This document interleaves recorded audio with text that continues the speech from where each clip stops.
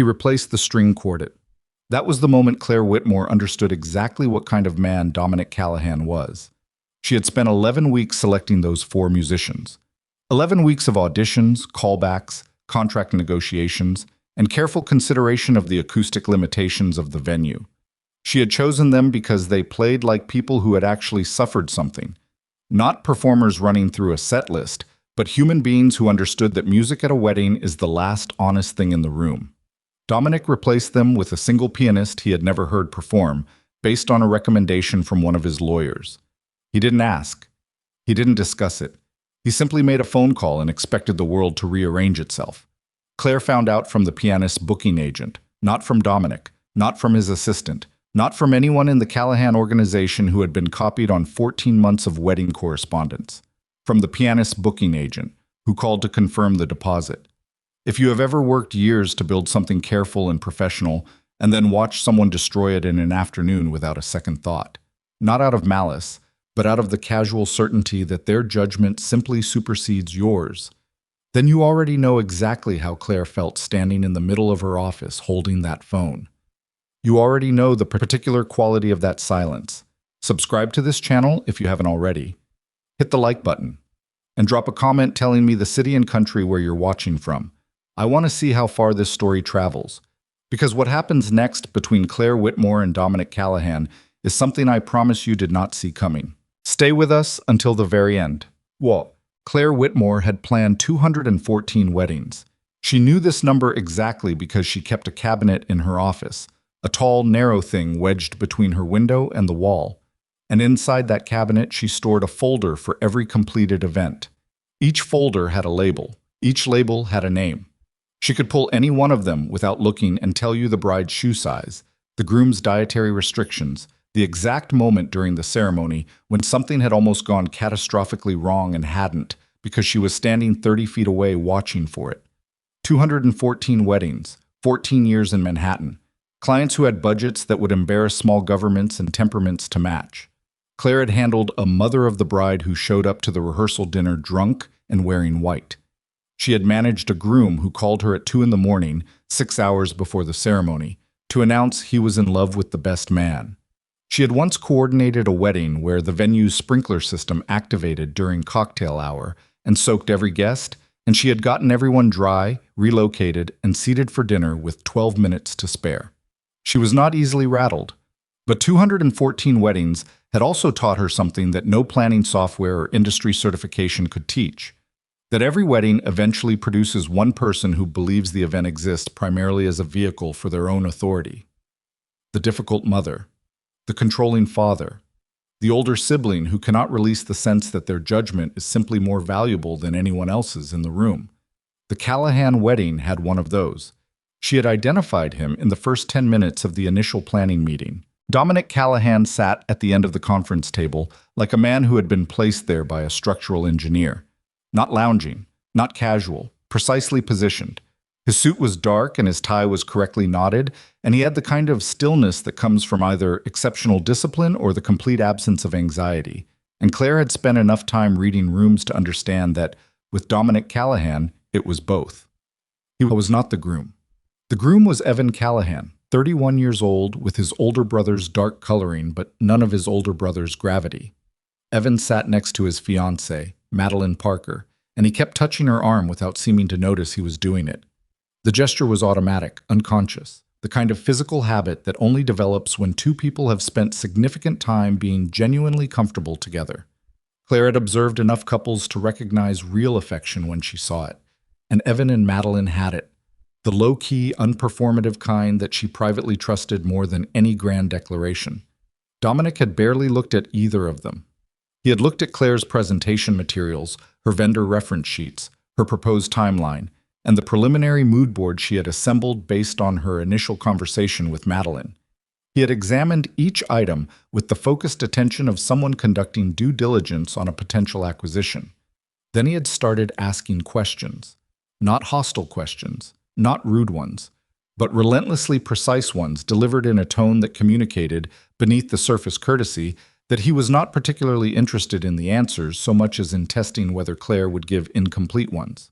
What was the contingency protocol if the primary florist became unavailable within 30 days of the event date? Had Claire personally vetted the estate's catering facilities or relied on the venue's internal recommendation? What was the specific clause governing vendor cancellation liability in her standard contract? Claire had answered every question, correctly, completely, without referring to her notes. Evan had glanced at his brother twice during this exchange with an expression that was difficult to read. Not quite apology, not quite exasperation, something in between that suggested long familiarity with the dynamic. Madeline had stayed quiet, watching Claire with what seemed like sympathy. Dominic had given Claire one nod at the end of the meeting. Not a compliment. An acknowledgement that she had not failed his assessment. Claire had driven home that night and told herself she had worked with difficult clients before. This was manageable. That was 12 weeks ago. In the weeks that followed, Dominic attended every planning meeting, not occasionally, every single one. He sat at the same end of whatever table they occupied, asked his precise questions, and periodically, without discussion or warning, made unilateral decisions that contradicted agreements Claire had already reached with the actual couple. The rehearsal dinner venue had been changed once. The invitation typeface had been revised after 3 rounds of approvals. The seating arrangement for the head table had been altered 4 times, with Dominic each time citing logistical concerns that Claire suspected had more to do with security sightlines than aesthetics. Claire had adapted. She had absorbed each change without visible irritation, because Evan and Madeline seemed genuinely happy with the results, and because the Callahan family's budget meant that pivoting on short notice was expensive but not impossible, and because Claire understood, even then, even before she knew anything real about Dominic Callahan, that whatever was driving this man's need to insert himself into every decision had nothing to do with flower arrangements. She didn't know what it was about, but she knew it wasn't flowers. The string quartet changed things, not because it was the most significant intervention Dominic had made. It wasn't, logistically. It was because of the way she found out.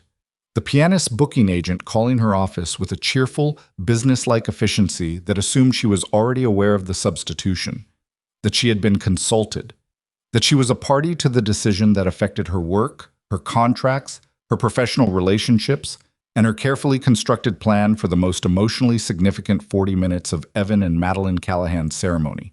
She had not been consulted, she had not been informed, she had been bypassed as though she were a minor administrative detail, a name on a document rather than the person responsible for making certain that this wedding, which 2 people she had genuinely come to care about were trusting her with, actually worked.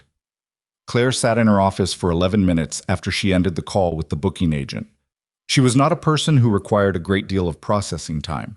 She had spent 14 years making fast decisions in environments where slow decisions cost money and goodwill and occasionally caused scenes that made it into social columns. 11 minutes was significant. Then she looked up the address of Callahan Capital Group's Manhattan headquarters. She had never been there. Their meetings had always taken place at venues, at her office, or at a coffee shop Dominic apparently preferred on West 57th Street. She had no professional reason to visit his headquarters, but she looked it up, and then she closed her laptop, put on her coat, and took the elevator down to the street. The building was in Midtown, 42 floors of glass and steel that announced its own importance without needing to try particularly hard. The lobby had the temperature of a museum and the quiet of a library, and the security desk was staffed by 2 men whose suits were too well fitted to be building security and whose eyes tracked Claire from the moment she stepped through the door. She gave her name. She asked for Dominic Callahan. The man at the desk looked at her with measured patience. "Do you have an appointment, Ms. Whitmore?" "I don't." "Mr. Callahan is—" "He replaced my string quartet," Claire said. "Tell him that's why I'm here." There was a pause. The 2 men exchanged a look that communicated something she wasn't meant to read. Then one of them picked up a phone. She waited 4 minutes standing in the lobby while people moved around her. She didn't check her phone. She didn't rehearse what she was going to say. She already knew what she was going to say. An elevator opened and a man in a dark suit appeared and said, "Ms. Whitmore, I'll take you up." The 41st floor had the particular quality of spaces designed to convey that the person occupying them does not need to impress you. Everything in it was either functional or extremely good, and nothing announced itself. Claire followed the man in the dark suit down a corridor and through a set of glass doors, and into an outer office, where an assistant looked up from her desk with an expression that was professionally neutral in a way that had clearly taken practice. "He's expecting you," the assistant said. Dominic was standing when she entered, not seated behind his desk the way powerful men often positioned themselves for confrontations they expected to win. He was standing near the window with his jacket off and his sleeves rolled to the elbow, and he looked, for the first fraction of a second, before he rearranged himself into the version of Dominic Callahan she had spent 3 months watching. Tired. The tiredness disappeared so quickly she almost doubted she had seen it. "Ms. Whitmore," he said. "You replaced my string quartet," she said. She didn't sit down. She didn't accept the gesture he made toward the chairs positioned near his desk.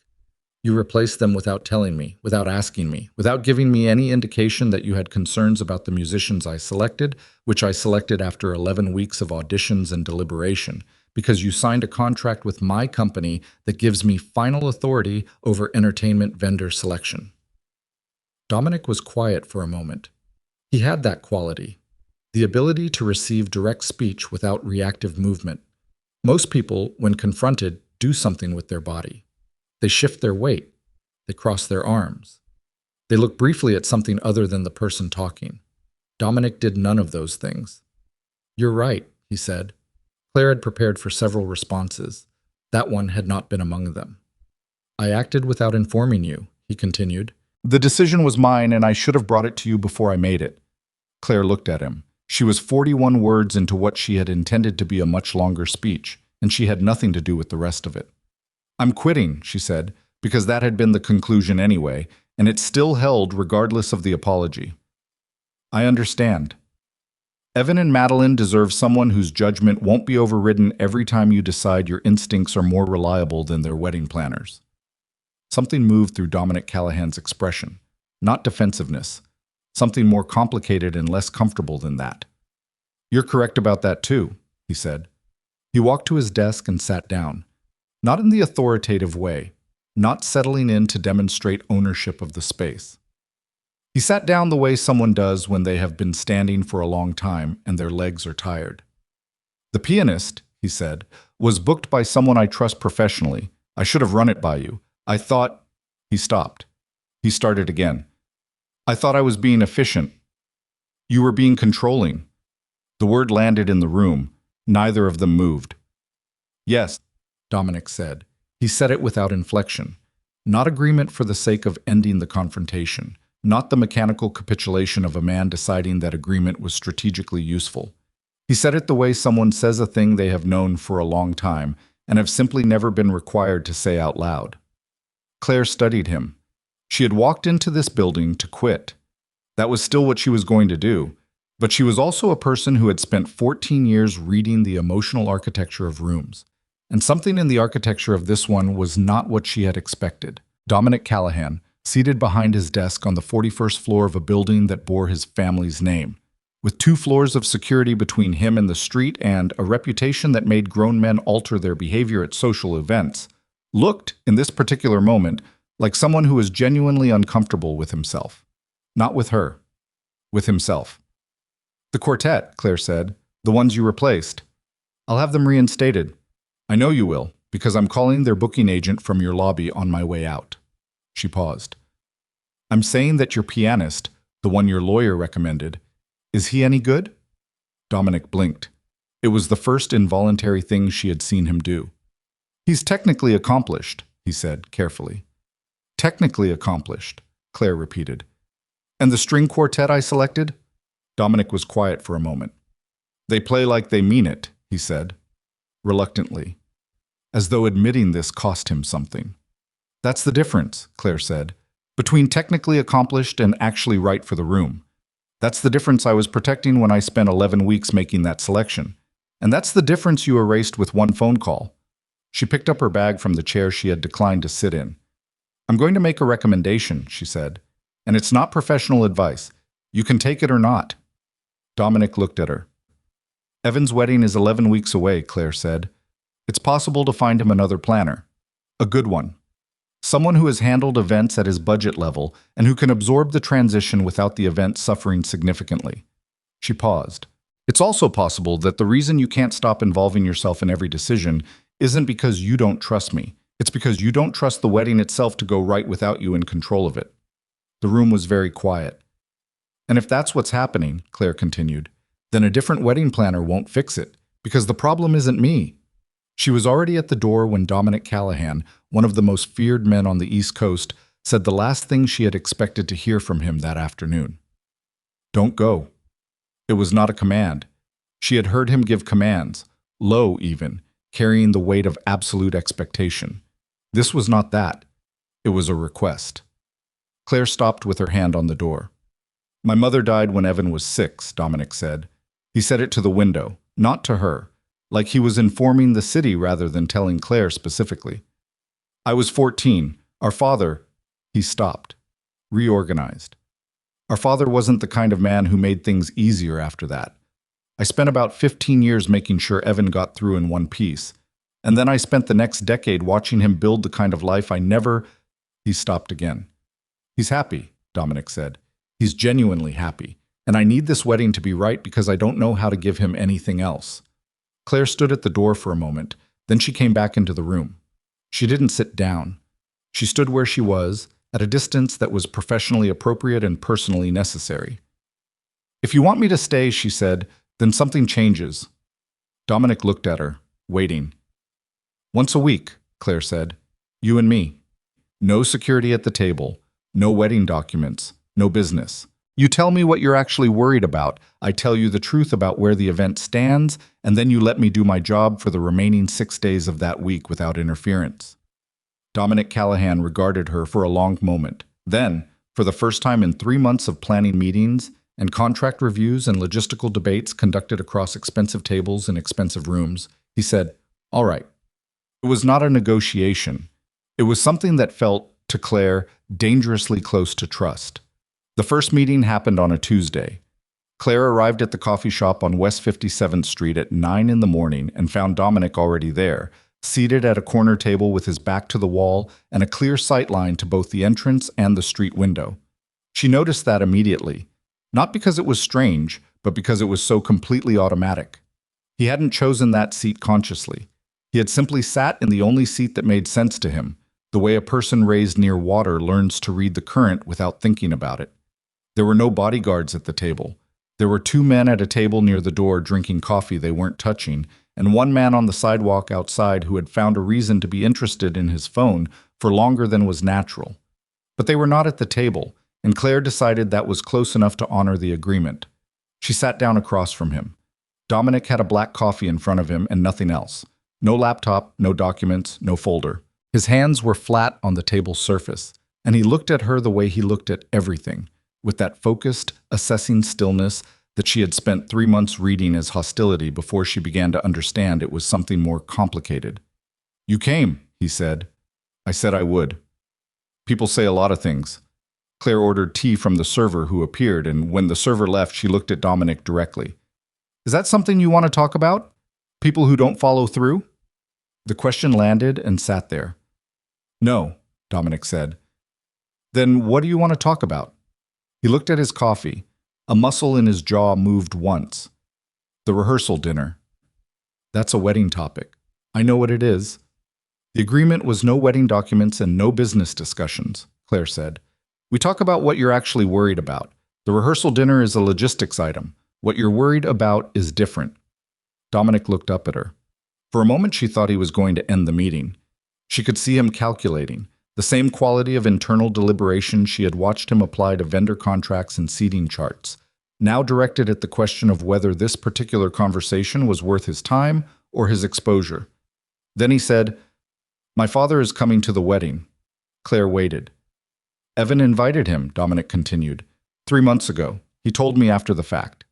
His voice was completely flat, the kind of flat that is not absence of feeling, but its compression. I haven't spoken to the man in 11 years. Why not? Because 11 years ago I told him that if he came within 100 feet of Evan's apartment again, I would make certain he regretted it. The coffee shop moved around them, cups clinking, someone laughing 2 tables over, the sound of the espresso machine firing up behind the counter. Dominic sat in the middle of it without appearing to register any of it. Did he? Claire asked. Come back? No. And now Evan forgave him. Evan forgave him. The words came out measured and precise, like he was reporting something rather than reacting to it. Which is Evan's right. Evan is an adult, and it's his wedding, and it's his father, too, regardless of... He stopped. His right hand, still flat on the table, pressed down slightly, as though he was keeping something from rising. Regardless of what the man did. What did he do? Claire asked. Dominic looked at her for a long moment. Things that were a long time ago, he said, and things that I dealt with, and things that Evan was too young to fully understand, which is probably part of why forgiving is easier for him than it will ever be for me. Claire nodded slowly. She didn't push. She had learned in 14 years of sitting across from people under enormous emotional pressure that the fastest way to close a person down was to reach for what they weren't ready to give yet. The wedding is in 6 weeks, she said.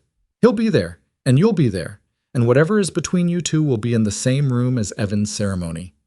Yes. And you're worried that you won't be able to manage that without it affecting Evan. Dominic's jaw tightened. I'm worried I'll make a scene. The admission was quiet and blunt, and it clearly cost him something to make it. Claire looked at the man across from her, the controlled posture, the pressed suit, the carefully maintained stillness, and understood that in his world, the concept of losing control in a room full of people was not just embarrassing, it was dangerous on a level she didn't fully have language for. Have you told Evan you're concerned about it? She asked. No. Why not? Because Evan would feel responsible. He'd spend the next 6 weeks managing the situation and worrying about me instead of being present for his own wedding. Dominic's voice was even, but there was something beneath it that was not even at all. He spent enough of his life worrying about me. He doesn't get to do it at his wedding. Claire looked at him. She had planned 214 weddings. She had sat across from hundreds of people carrying things too heavy for the room they were in. She had learned to recognize the particular texture of love that expresses itself as control. The way people who have been responsible for keeping someone safe for a very long time begin to confuse protection with management. She recognized it in Dominic Callahan. She also recognized that telling him so at this particular moment would end the conversation and probably the agreement. All right, she said instead. Then here's the truth about where the event stands. The rehearsal dinner venue is confirmed. The table arrangements are done. Your father is seated at table 9, which is positioned... She paused. I can position it so that the sight line from table 9 to your seat at the head table is partially obstructed by the floral centerpiece arrangement. He'll know you're there. You'll know he's there. But neither of you will be looking directly at the other all evening. Dominic was very still. That's why you're the wedding planner, he said. That's part of why I'm the wedding planner, Claire said. The other part is that I've spent 3 months getting to know what this wedding actually needs to be. And I need you to stop second-guessing that. I don't second-guess. You replaced my string quartet. I've acknowledged that. You also changed the rehearsal dinner venue 3 weeks after we signed the contract with the original location, which cost the Callahan estate a $4,000 cancellation fee and forced Madeline to redo her seating assignments from scratch. Dominic's expression shifted slightly. The original venue had inadequate security sight lines, Claire said. Yes, I know. You said that at the time. She looked at him steadily. But Madeline had already walked through that venue twice, and it was the one she wanted, and you made that decision without asking her. A pause. She didn't object, Dominic said. She wouldn't, Claire said. She loves Evan, and Evan loves you, and she would never say anything to make Evan feel caught between the two of you. That's what a kind person does. It doesn't mean she wasn't disappointed. Claire set down her tea. The people around you don't always tell you when you've hurt them, Dominic. That doesn't mean you haven't. The use of his first name happened without calculation. She registered it a half second after it left her mouth, in the slight shift of his expression. Not offense, something she couldn't immediately categorize. I'll keep that in mind, he said, very quietly. The second meeting happened 9 days later at the same table. Dominic was there before her again. Same seat, same coffee, same 2 men near the door. But something was different. A quality of tension that she noticed in the way he held his shoulders before he noticed she had arrived. She sat down and looked at him. What happened? Nothing's happened. Something's happened. He looked at her with that precise, controlled attention. Why do you assume something's happened? Because you're sitting differently than last time. A pause. His jaw moved. Someone in my organization has been moving money in a way that they shouldn't be. I became aware of it this morning. That's a business issue. Yes. We agreed no business. I'm aware of what we agreed. His voice was controlled, but there was something underneath it that was jagged and running fast. I'm telling you because you asked what happened, not because I'm asking for your input on organizational management. Fair enough, Claire said. She studied him. Is Evan involved? Dominic's eyes went sharp. Evan has nothing to do with the organization. I didn't ask if he was involved in the problem. I asked if he's involved in the organization. No, Dominic said. He never has been. I made certain of that. The word certain carried a weight that was not casual. It carried the weight of decisions made over decades, of deliberate architecture, of a man who had spent most of his adult life building walls in specific configurations to keep a specific person safe from specific things. Must have been a complicated thing to maintain, Claire said. Dominic looked at her. Having him close enough to protect, she continued, but far enough away to keep him clear of the consequences. The silence between them was different from the silences in their planning meetings. Those had been professional silences, the quiet of two people reviewing information. This was the silence of a room with something alive in it that neither of them had fully accounted for. Yes, Dominic said. It was. The third meeting did not go smoothly. Claire arrived to find Dominic already speaking with a man she didn't recognize, not one of his regular security detail, someone different, younger, with the kind of wound-tight energy that meant either anger or fear, and from the set of his posture, it was both. The man was leaning across the table and his voice was low, but Claire caught two words, Parker family. Dominic saw her coming and said something short to the man, who straightened up, looked at Claire with an assessment that was not subtle, and left through the side exit. Claire sat down. Wedding business or regular business? She asked. Neither. That didn't look like neither. Dominic poured a small amount of water into a glass on the table without asking for it. His hands were steady. They were always steady. She was beginning to understand that steady hands were one of the things he worked hardest at. Madeline's family, he said. Claire waited. Her father made some investments 3 years ago, Dominic said. Through a fund that has connections I wasn't aware of when Evan started dating her. I've become aware of them recently. He set the glass down. The connections don't pose a direct risk, but they create a complication I need to manage before the wedding. Claire looked at him carefully. Does Evan know? No. Does Madeline? She knows her father made bad investments. She doesn't know the specifics. Are you going to tell Evan? Dominic's eyes came up to hers. They were very dark, and in them she saw the specific exhaustion of a man who had been making this kind of calculation. What to protect people from, what to share, what to carry alone.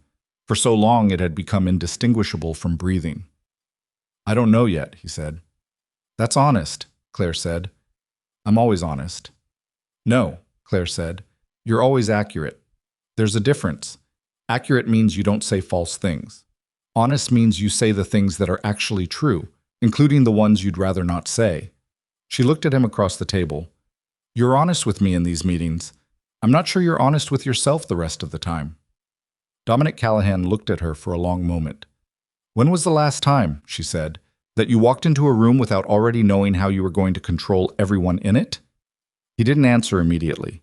She watched the question move through him, not deflected, not dismissed, but actually received and turned over, the way someone handles an object they are not sure is safe to hold.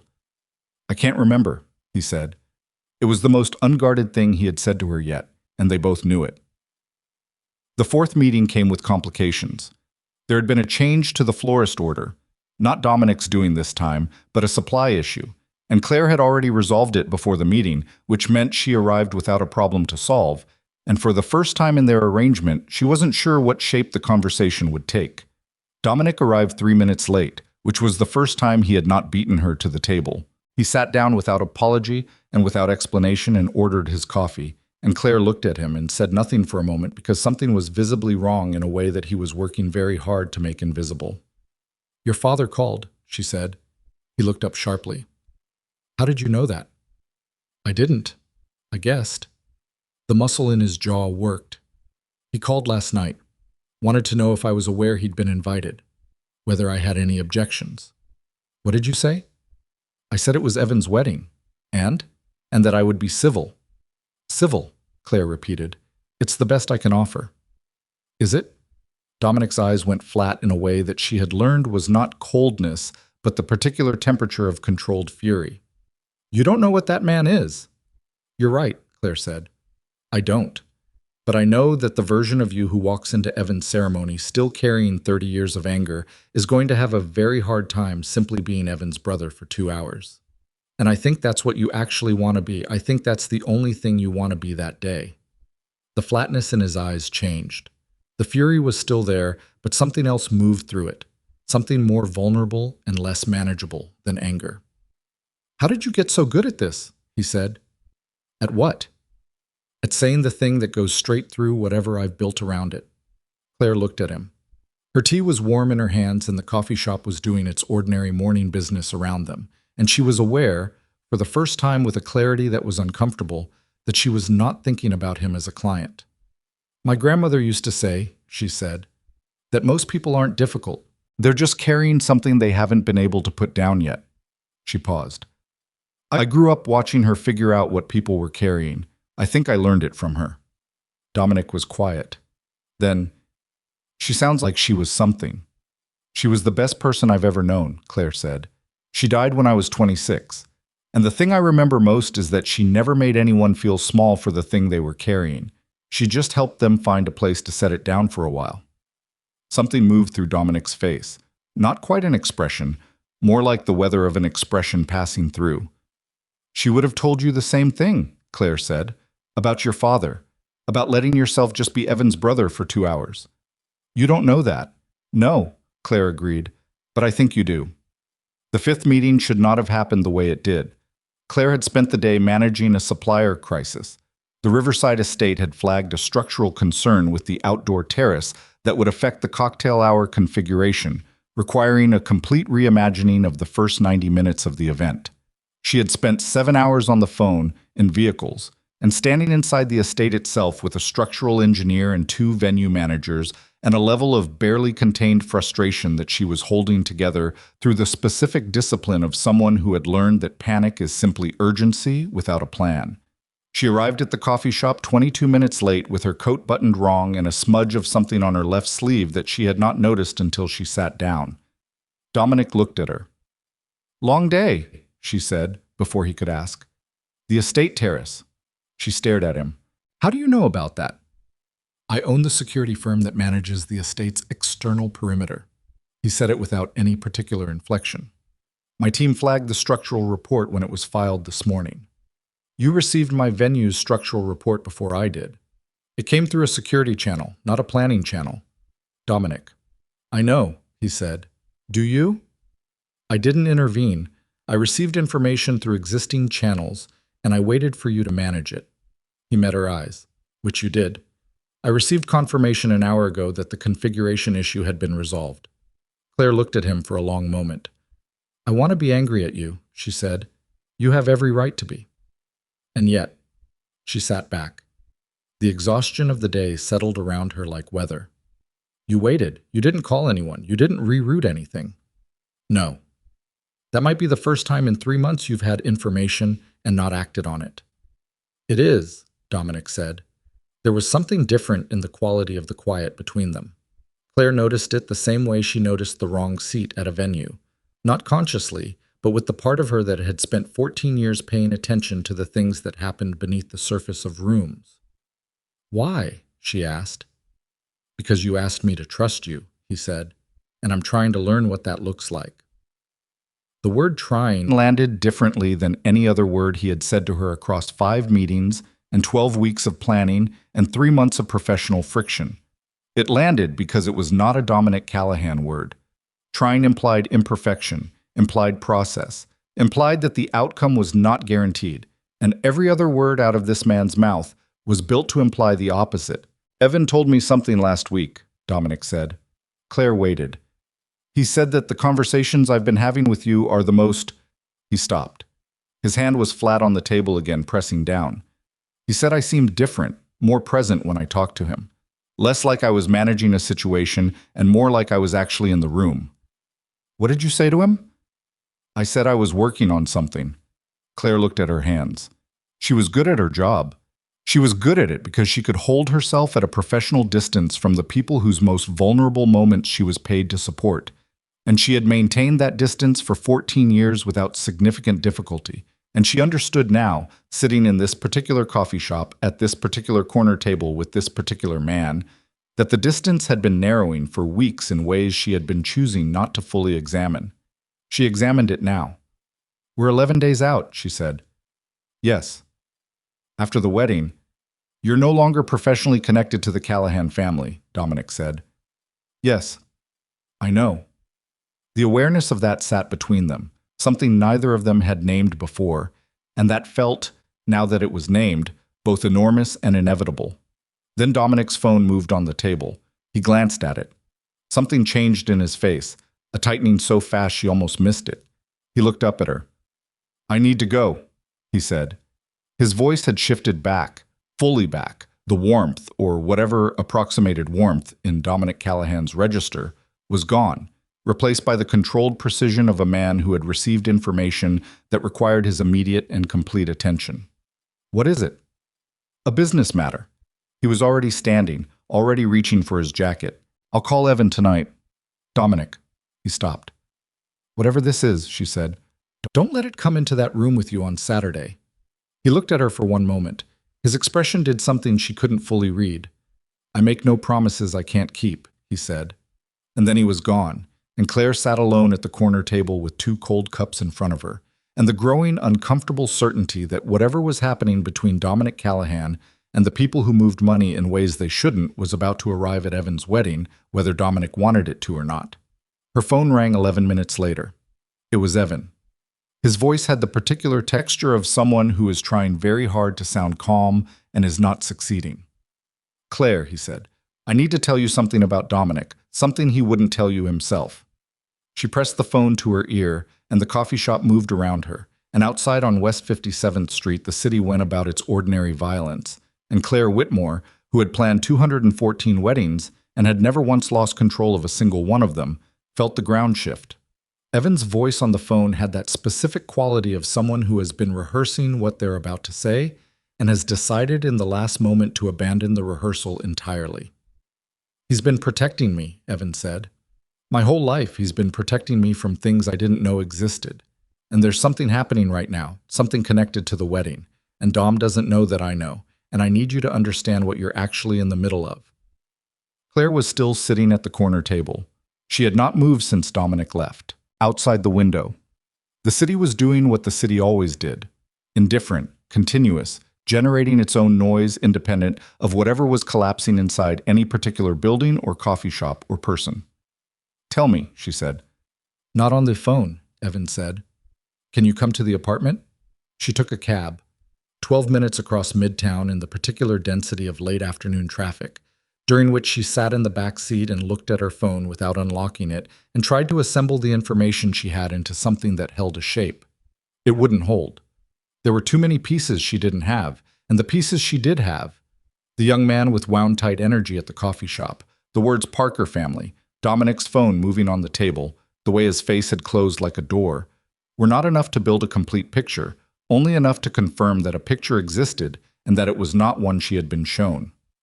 Evan buzzed her up without asking who it was. He was in the kitchen when she arrived, standing at the counter with a glass of water. He wasn't drinking, and he looked like a man who had slept badly for several consecutive nights and had been covering it well enough that only someone paying close attention would notice. Claire paid close attention. She had noticed it 3 weeks ago and attributed it to pre-wedding nerves. She understood now that it was not pre-wedding nerves. "Where's Madeline?" she asked. "At her studio. She has a client presentation tomorrow." He set the glass down. "Sit down, Claire." "I'll stand." He looked at her. His face had Dominic's bone structure and none of Dominic's armor over it, which meant everything moved across it in real time. The guilt, the exhaustion, the particular weight of someone who has been carrying a secret that belongs to someone else. 2 years ago, he said, Madeline's father, Gerald Parker, made a series of private equity investments through a fund called Meridian Capital. You've probably never heard of it because it doesn't exist anymore. It was dissolved 14 months ago after a federal investigation into money laundering. Claire waited. The investigation didn't go anywhere publicly because the principals cooperated and the fund was small enough that it wasn't worth a high-profile prosecution. But certain names ended up in certain files, and Gerald Parker's name is in those files. Evan's hands pressed flat against the counter. Dom found out about this 4 months ago. He had it investigated quietly, and he confirmed it 6 weeks ago. 6 weeks ago, Claire said, when the planning was in full. Yes. Evan's jaw tightened. He's known for 6 weeks and he hasn't told me. Why not? Because. Evan picked up the glass and put it down again without drinking. Because Meridian Capital was connected to an organization that the Callahan family has a complicated history with.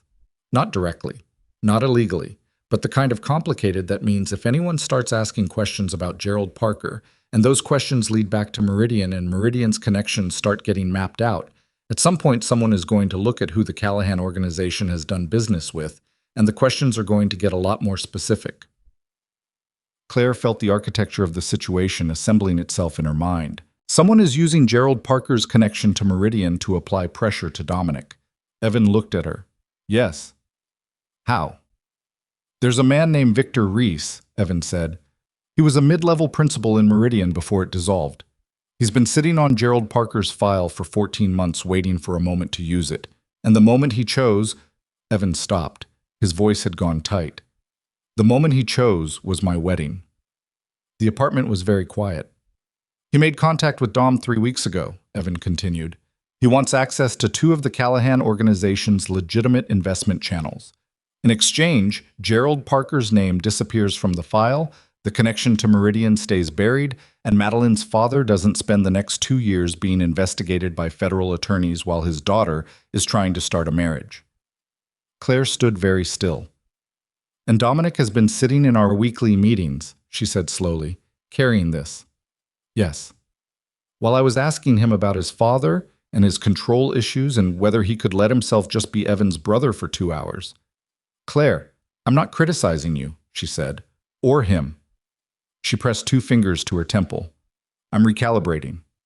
Evan's hands came off the counter. He moved around to the other side of the kitchen island and stopped there, close enough that she could see the specific texture of how tired he was. He's going to give Reese what he wants, Evan said. He's already decided. He made the decision the same week he found out, and everything since then has been him figuring out the terms.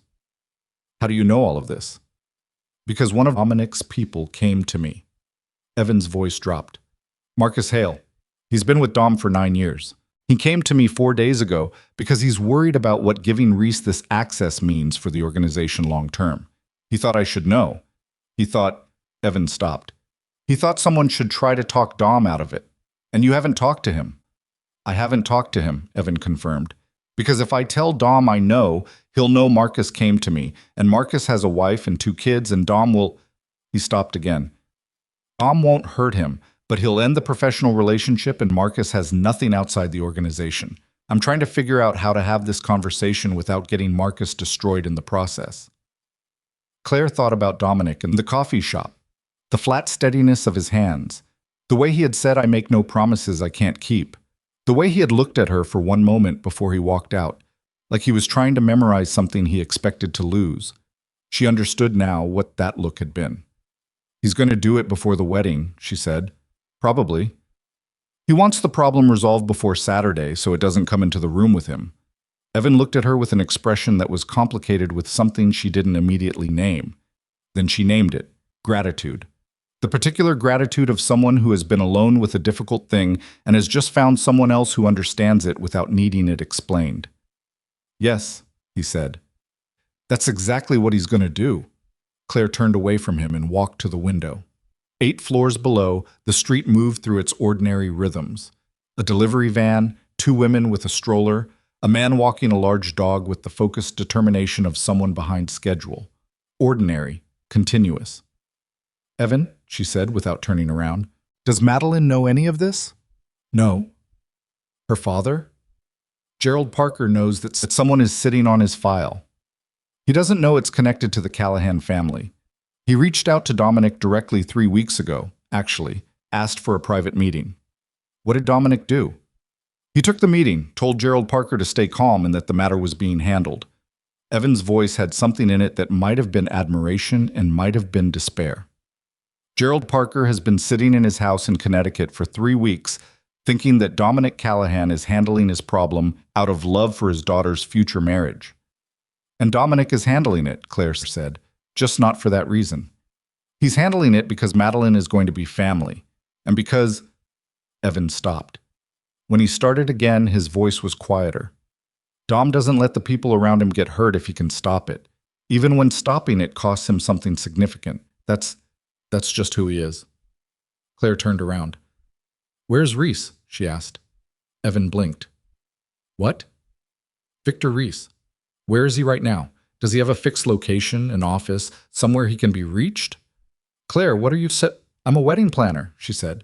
I'm not law enforcement, and I'm not part of your brother's organization, and I have exactly zero standing in whatever arrangement he's working out with this man. But I need to understand the full shape of this situation before Saturday, because I have a responsibility to make certain that event goes forward cleanly. She looked at Evan directly. Where is Reese? Evan studied her. He's staying at the Meridian Hotel on Park Avenue, he said, which I find appropriately named. Has Dominic already agreed to the terms? He's agreed in principle. The formal confirmation was supposed to happen tonight. Tonight. Claire checked her watch. It was 5:47 in the afternoon. She took her coat off the chair where she had dropped it and put it back on. Don't call Dominic, she said. Claire, give me 2 hours. You don't know what you're walking into. I know exactly what I'm walking into, she said. I've spent 3 months studying the architecture of how your brother thinks. I know what he's protecting, and I know why he made this decision, and I know what it's going to cost him to live with it afterward. She buttoned her coat. I'm not going to interfere with his arrangement with Reese. I'm going to make him understand what he's actually choosing. Evan looked at her for a long moment. He's not going to like that, you know, he said. No, Claire agreed. He isn't. She found Dominic not at the Meridian Hotel, but in the lobby of his own building, coming back in rather than going out. He saw her from 15 feet away and stopped completely. No physical tell, just the absence of forward movement, the stillness of a man whose brain has registered an unexpected variable and is recalculating. The 2 men behind him kept moving for half a step before they stopped too. Miss Whitmore, Dominic said. The formality was back, all of it, the full professional distance that she had watched him dismantle across 5 weeks of meetings, and was now watching him reconstruct in real time, stone by stone. Walk with me, she said. I have an appointment. I know what your appointment is. The quality of the lobby silence changed. One of the men behind Dominic moved slightly, not toward her, just a shift in positioning that was its own kind of language. Dominic held up one hand without looking back. The man stilled. He looked at Claire. Who told you? He said. It was not a question. It doesn't matter who told me. It matters considerably. Dominic. She kept her voice level, steady, the same voice she used when a venue was flooding and she needed a room full of panicking people to follow her without question. Walk with me, 5 minutes. Then you can keep your appointment. He looked at her for a count of 3. Then he turned to the man immediately behind him and said something that was too low for her to hear, and the men withdrew toward the elevator bank, and Dominic walked past Claire toward the door. She followed. Outside, the November air had teeth. She had not accounted for the cold when she left the apartment, and her coat was adequate but not warm, and she kept her hands in her pockets and fell into step beside him. He was walking without destination, she understood, moving because standing still in this particular conversation was not something he was willing to do. Victor Reese approached you 3 weeks ago, she said. Yes. You made a decision. Yes. Without talking to anyone. That's how decisions get made when the information can't be shared. His voice was flat. I'm not interested in explaining organizational security to you. I'm not asking about organizational security, Claire said. I'm asking about the decision.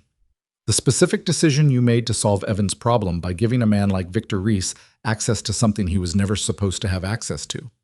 Dominic stopped walking. They were on a side street, the traffic from the avenue muffled by the corner of the building behind them, and he turned to look at her with something in his face she had not seen before. Not anger. She had seen anger, or the tightly managed version he allowed to surface. This was something rawer than anger, something that had been under pressure for weeks. What exactly, he said, Do you think you can tell me about this decision that I haven't already told myself?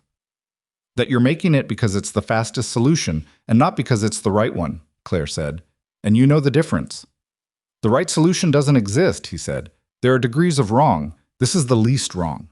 Is it? Or is it just the one that keeps everyone safe in the short term while creating a debt to a man like Reese that doesn't have a clean resolution? She watched his jaw tighten. Because I've planned 214 events, Dominic, and the thing I've learned is that quick fixes to fundamental problems always resurface. Always. They resurface at the worst possible moment, and they cost more the second time. This isn't a wedding, he said. No, but the principle applies. He turned away from her and looked at the street. His breath was visible in the cold air, even and controlled. He was furious. She could see it in the set of his shoulders, in the way his hands had gone still at his sides in the deliberate way of someone who has decided not to use them. I'm going to do this, he said. It's already decided. There are 3 days until the wedding, and I am not walking into that room with this unresolved, and giving Reese what he wants is what resolves it. And afterward, Claire said, after the wedding, when Reese comes back, and he will come back, and ask for the next thing. Dominic's shoulders moved slightly. A breath, not quite a laugh. Then I'll handle that too. Like you've handled everything, Claire said, alone, without telling anyone, without letting anyone share the weight of it. The weight of it is not yours to share. I know that. She moved around to face him, forcing him to look at her or deliberately look away, and she watched him choose to look at her. I'm not asking to share it. I'm asking you to understand what you're doing to yourself by never allowing that to be an option. His eyes in the cold evening light were very dark and very tired. Evan is getting married in 3 days, she said, and you are going to stand in that room and watch your brother make the most important commitment of his life, and you are going to be carrying this alone.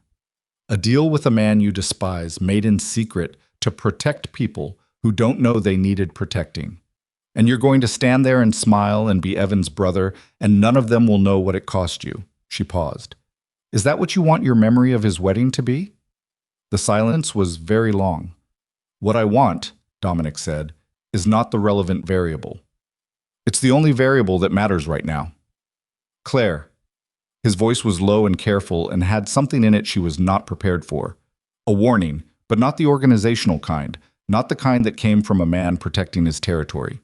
The kind that comes from a person who is aware that a line exists and is telling someone else they are standing very close to it.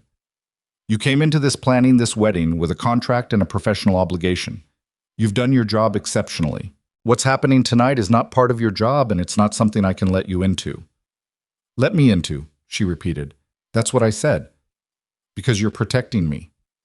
Because this is not your world. She looked at him in the cold November evening, this man in his expensive coat with his steady hands and his exhausted eyes, and his absolute conviction that keeping people safe meant keeping them outside the perimeter of whatever he was carrying. Here's the thing, Dominic, she said. Every person you've ever loved has been on the outside of something. You kept Evan outside the organization. You kept yourself outside your marriage until it ended. And now you're about to give a man named Victor Reese a lever he will never stop using, in secret, alone, to protect people who love you and would want to know. She held his gaze. You told me, 6 weeks ago, that you can't remember the last time you walked into a room without trying to control everyone and everything inside it. He said nothing. This is you doing it again, she said, on the biggest possible scale. Something broke in his expression. Not dramatically. It wasn't a collapse. Nothing in Dominic Callahan's face was ever a collapse. It was more like the way ice looks when it has been under pressure for a long time, and the first hairline fracture appears, barely visible, but structural. His phone rang. He looked at it. She saw the name on the screen from where she stood, Reese. He looked at her. She said nothing. She had said everything she had. The phone rang a second time. Dominic Callahan, who had not asked anyone for help in 30 years, who had built a world in which asking for help was the same as announcing a weakness, who had spent 6 weeks walking into a coffee shop once a week and slowly, painstakingly, teaching himself that sharing the inside of a room with another person was not the same as losing control of it, stood on a side street in November and let the phone ring a third time. Then he answered it. Reese, he said. His voice was the organizational voice, flat, precise, carrying absolute expectation. I need 24 hours. Don't call this number again tonight. He hung up before Reese responded. He looked at Claire. She looked at him. I'm not canceling it, he said. I need to think. That's all I was asking for, she said. No, he said. You were asking for significantly more than that. But something in his voice was different. The absolute compression of the last hour had fractured somewhere, and what was underneath was not weakness. She had been right about that from the beginning. It was something much more complicated and much more human than weakness. Come inside, he said. I'll have someone bring coffee. Real coffee, not that tea you always order. I like tea. I know, he said. I'm making a concession. She almost smiled. She kept it contained. They went back inside, and the men near the elevator bank asked no questions, and the lobby closed around them with its museum temperature and its library quiet, and upstairs in the 41st floor office that didn't need to impress anyone, Dominic Callahan sat across from Claire Whitmore and told her things he had told no one. He told her about the night he was 17 years old, and his father came home in the specific condition that meant someone was going to pay for something that wasn't their fault. And Dominic had put himself between his father and the door to Evan's room and taken the payment himself. He told her about the first time a man had come to him with a problem that required the organizational solution rather than the legitimate one, and how he had made that decision at 23 years old with the certainty of someone who had not yet understood that every such decision builds the architecture of everything that follows. He told her about his ex-wife, who had been brilliant and patient and eventually unable to continue competing with a version of Dominic that was always operating at two levels simultaneously, the man she was married to and the man responsible for everything else. He told her that Evan's happiness was the thing he had decided, somewhere in his mid-20s, was the one outcome he would protect above all others. And then he told her that he had been sitting in a coffee shop with her for 5 weeks, watching that certainty get complicated, and that he didn't know what to do with the complication. Claire sat across from him with her tea. The concession had been made, the tea had appeared, and listened to all of it. When he finished, she was quiet for a moment. What happens, she said carefully, if you call Marcus Hale and tell him to find you a different solution? Not the fastest one, the right one. Whatever that looks like. Dominic looked at her. It might not be resolved before Saturday. Then it's not resolved before Saturday. That means I walk into that room carrying it. Yes, Claire said. But you'd be walking in carrying a problem you're still solving instead of a compromise you already know is going to come back and cost you more. She leaned forward slightly. And you wouldn't be carrying it alone. The room was very quiet. What does that mean? He said. Wouldn't be carrying it alone. It means Evan knows, Claire said. He's known for 4 days. He hasn't come to you because he's trying to protect Marcus Hale. But he knows, Dominic. Your brother knows. And he hasn't run from it. And he isn't asking you to fix it. He's asking you to let him stand next to you while you do. The hairline fracture in Dominic Callahan's expression became something larger. He sat with it for a long time. Then he picked up his phone and he called Marcus Hale. And when Marcus answered, he said, I need a different approach to the Reese situation. Come to the office tomorrow morning. Bring everything. He paused. And Marcus, Evan knows. We're going to handle this differently than I planned. He ended the call. He looked at Claire. 3 days, he said. 3 days, she confirmed. The wedding still happens. The wedding still happens. I'll make sure of it. Outside the 41st floor windows, New York was doing what it always did after dark, burning through its own energy with complete indifference to whatever was being decided inside any particular room. The city didn't care. The city never cared. But in the morning, 2 things were going to be different. Dominic Callahan was going to walk into a room with his brother and tell him the truth. And Claire Whitmore was going to spend the next 72 hours building a wedding that now had to hold not just the hope of 2 people beginning their life together, but the weight of everything the Callahan family had been carrying toward this moment for 30 years. She had planned 214 weddings. This one, she understood now, was the one that was going to matter. Marcus Hale arrived at 7:43 in the morning. Claire knew this because she was already in the building when he came through the lobby. Not by invitation, not by any arrangement that had been made the night before, but because she had slept 4 hours and woken at 5 with the specific alertness of someone whose body has decided that sleep is no longer the priority. and she had spent the next 2 hours reviewing every vendor confirmation, every timeline, every contingency protocol for Saturday's event. And when she finished, she understood that she needed to be in that building when Marcus Hale walked in, because whatever was decided in the next several hours would determine whether there was a wedding on Saturday or a crisis. And she had not spent 14 years managing the difference between those two things to let this one slip past her without being present. Dominic had not told her to come. He had also not told her not to.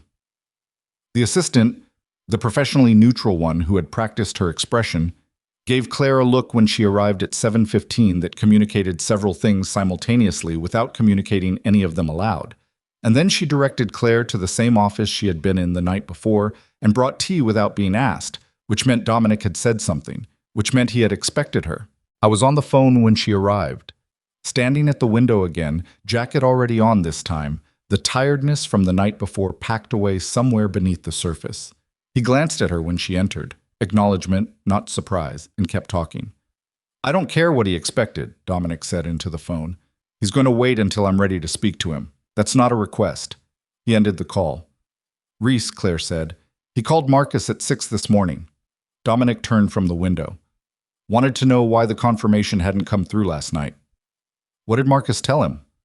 That there was a delay in finalizing terms. Dominic's jaw was set in a way that communicated the specific friction of a man who is managing his own anger with considerable effort, which bought us until noon today, after which Reese has indicated he'll begin taking alternative steps. What does alternative steps mean? It means he has people who can move Gerald Parker's file from sitting on it to actively using it. Dominic moved to the desk and sat down, which would initiate a federal inquiry that would take 18 months to resolve, during which Madeline's father would be under active investigation, and the name Parker would be attached to the words money laundering in whatever coverage that inquiry generated. Right before Evan and Madeline's wedding. The day after, specifically. If Reese moves by noon today, the inquiry gets filed by end of business, and the first press contact happens tomorrow morning. He looked at her. He timed it precisely. Claire set down her bag. He knew about the wedding date when he approached you. Yes. He researched your family specifically. He chose this window deliberately. Yes.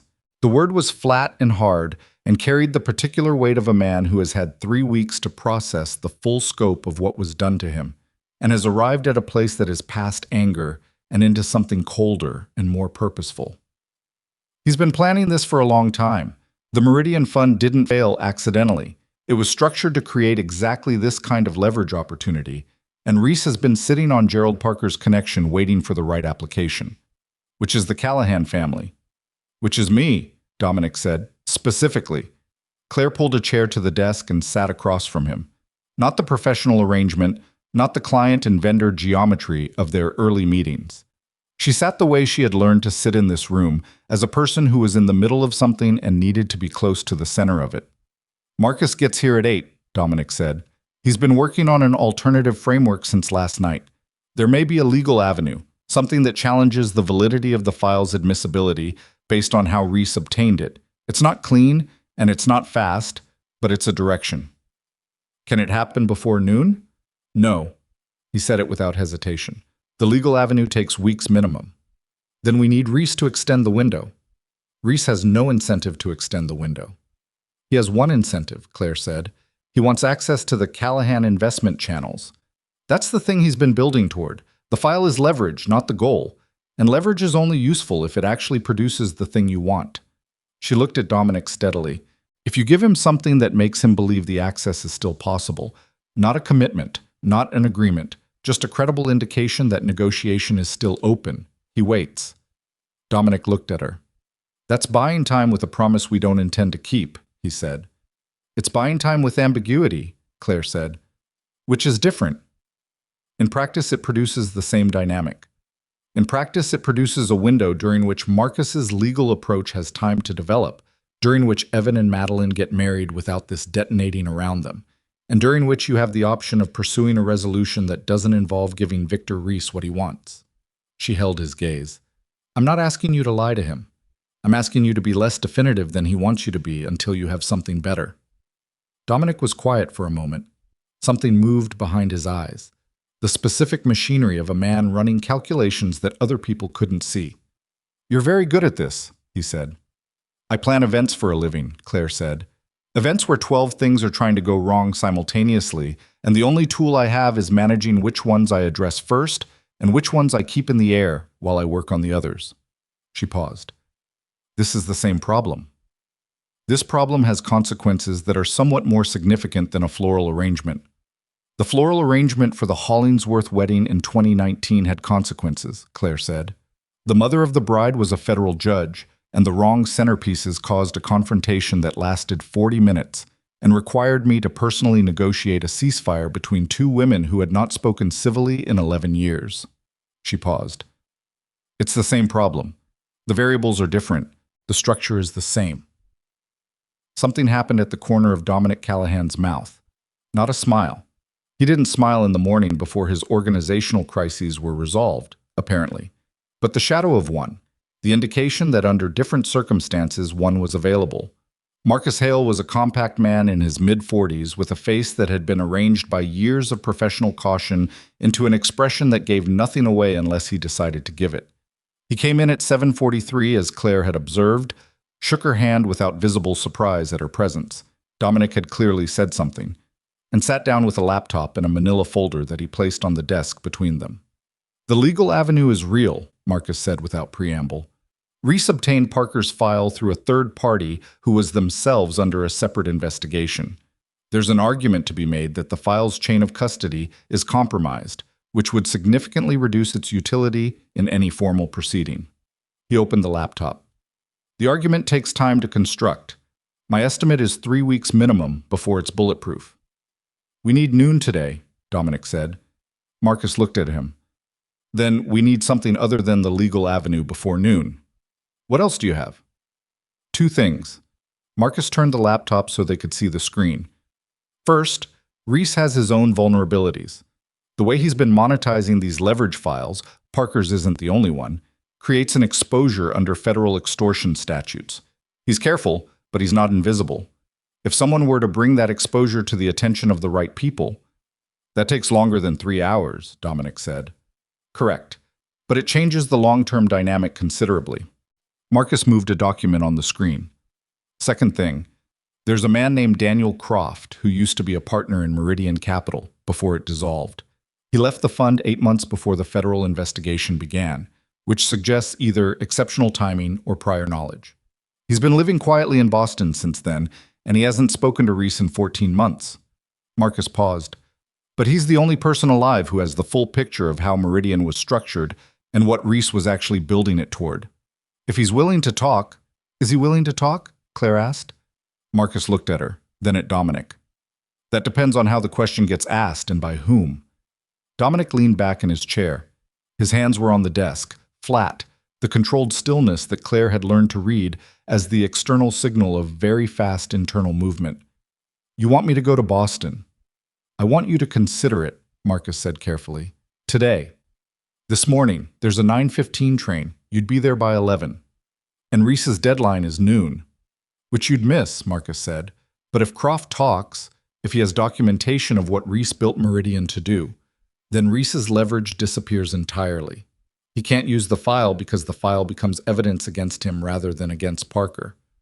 The room held the weight of this for a moment. "And the wedding is Saturday," Claire said. She wasn't saying it to obstruct.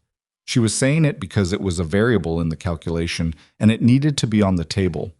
Which means whatever happens today has to be contained enough that it doesn't reach Evan before Saturday, and it doesn't reach Madeline's father in a way that causes him to do something that blows up the situation further.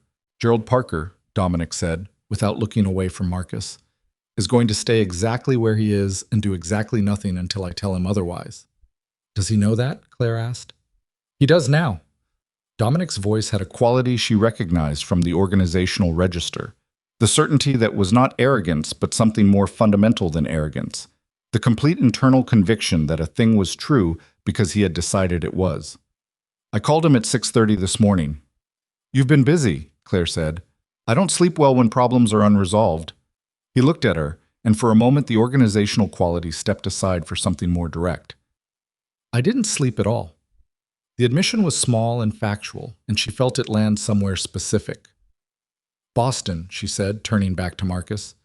If Dominic goes to Boston and Croft talks, what does that conversation actually look like? What does Dominic need from him? Documentation, Marcus said. Anything in writing that establishes that Reese designed Meridian's leverage structure deliberately. Emails, internal memos, anything with Reese's name attached to the methodology. Does Croft have that? I believe so. He left the fund with a hard drive's worth of records.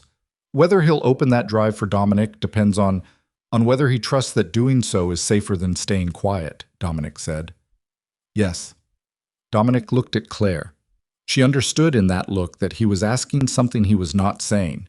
He was asking whether he was reading the situation correctly, whether his instinct that going to Boston was the right move was sound, or whether the pressure of the last 12 hours had compromised his judgment. It was the first time in their entire acquaintance that he had looked at her that way, not asking for her professional opinion, asking for her read. Go to Boston, she said. He stood up. Marcus, he said, call Reese at 9. Tell him final terms are still under review and we expect to have a position by end of day. Don't give him a specific hour. Keep it general. He won't be satisfied with that. He doesn't need to be satisfied. He needs to wait. Dominic reached for his jacket.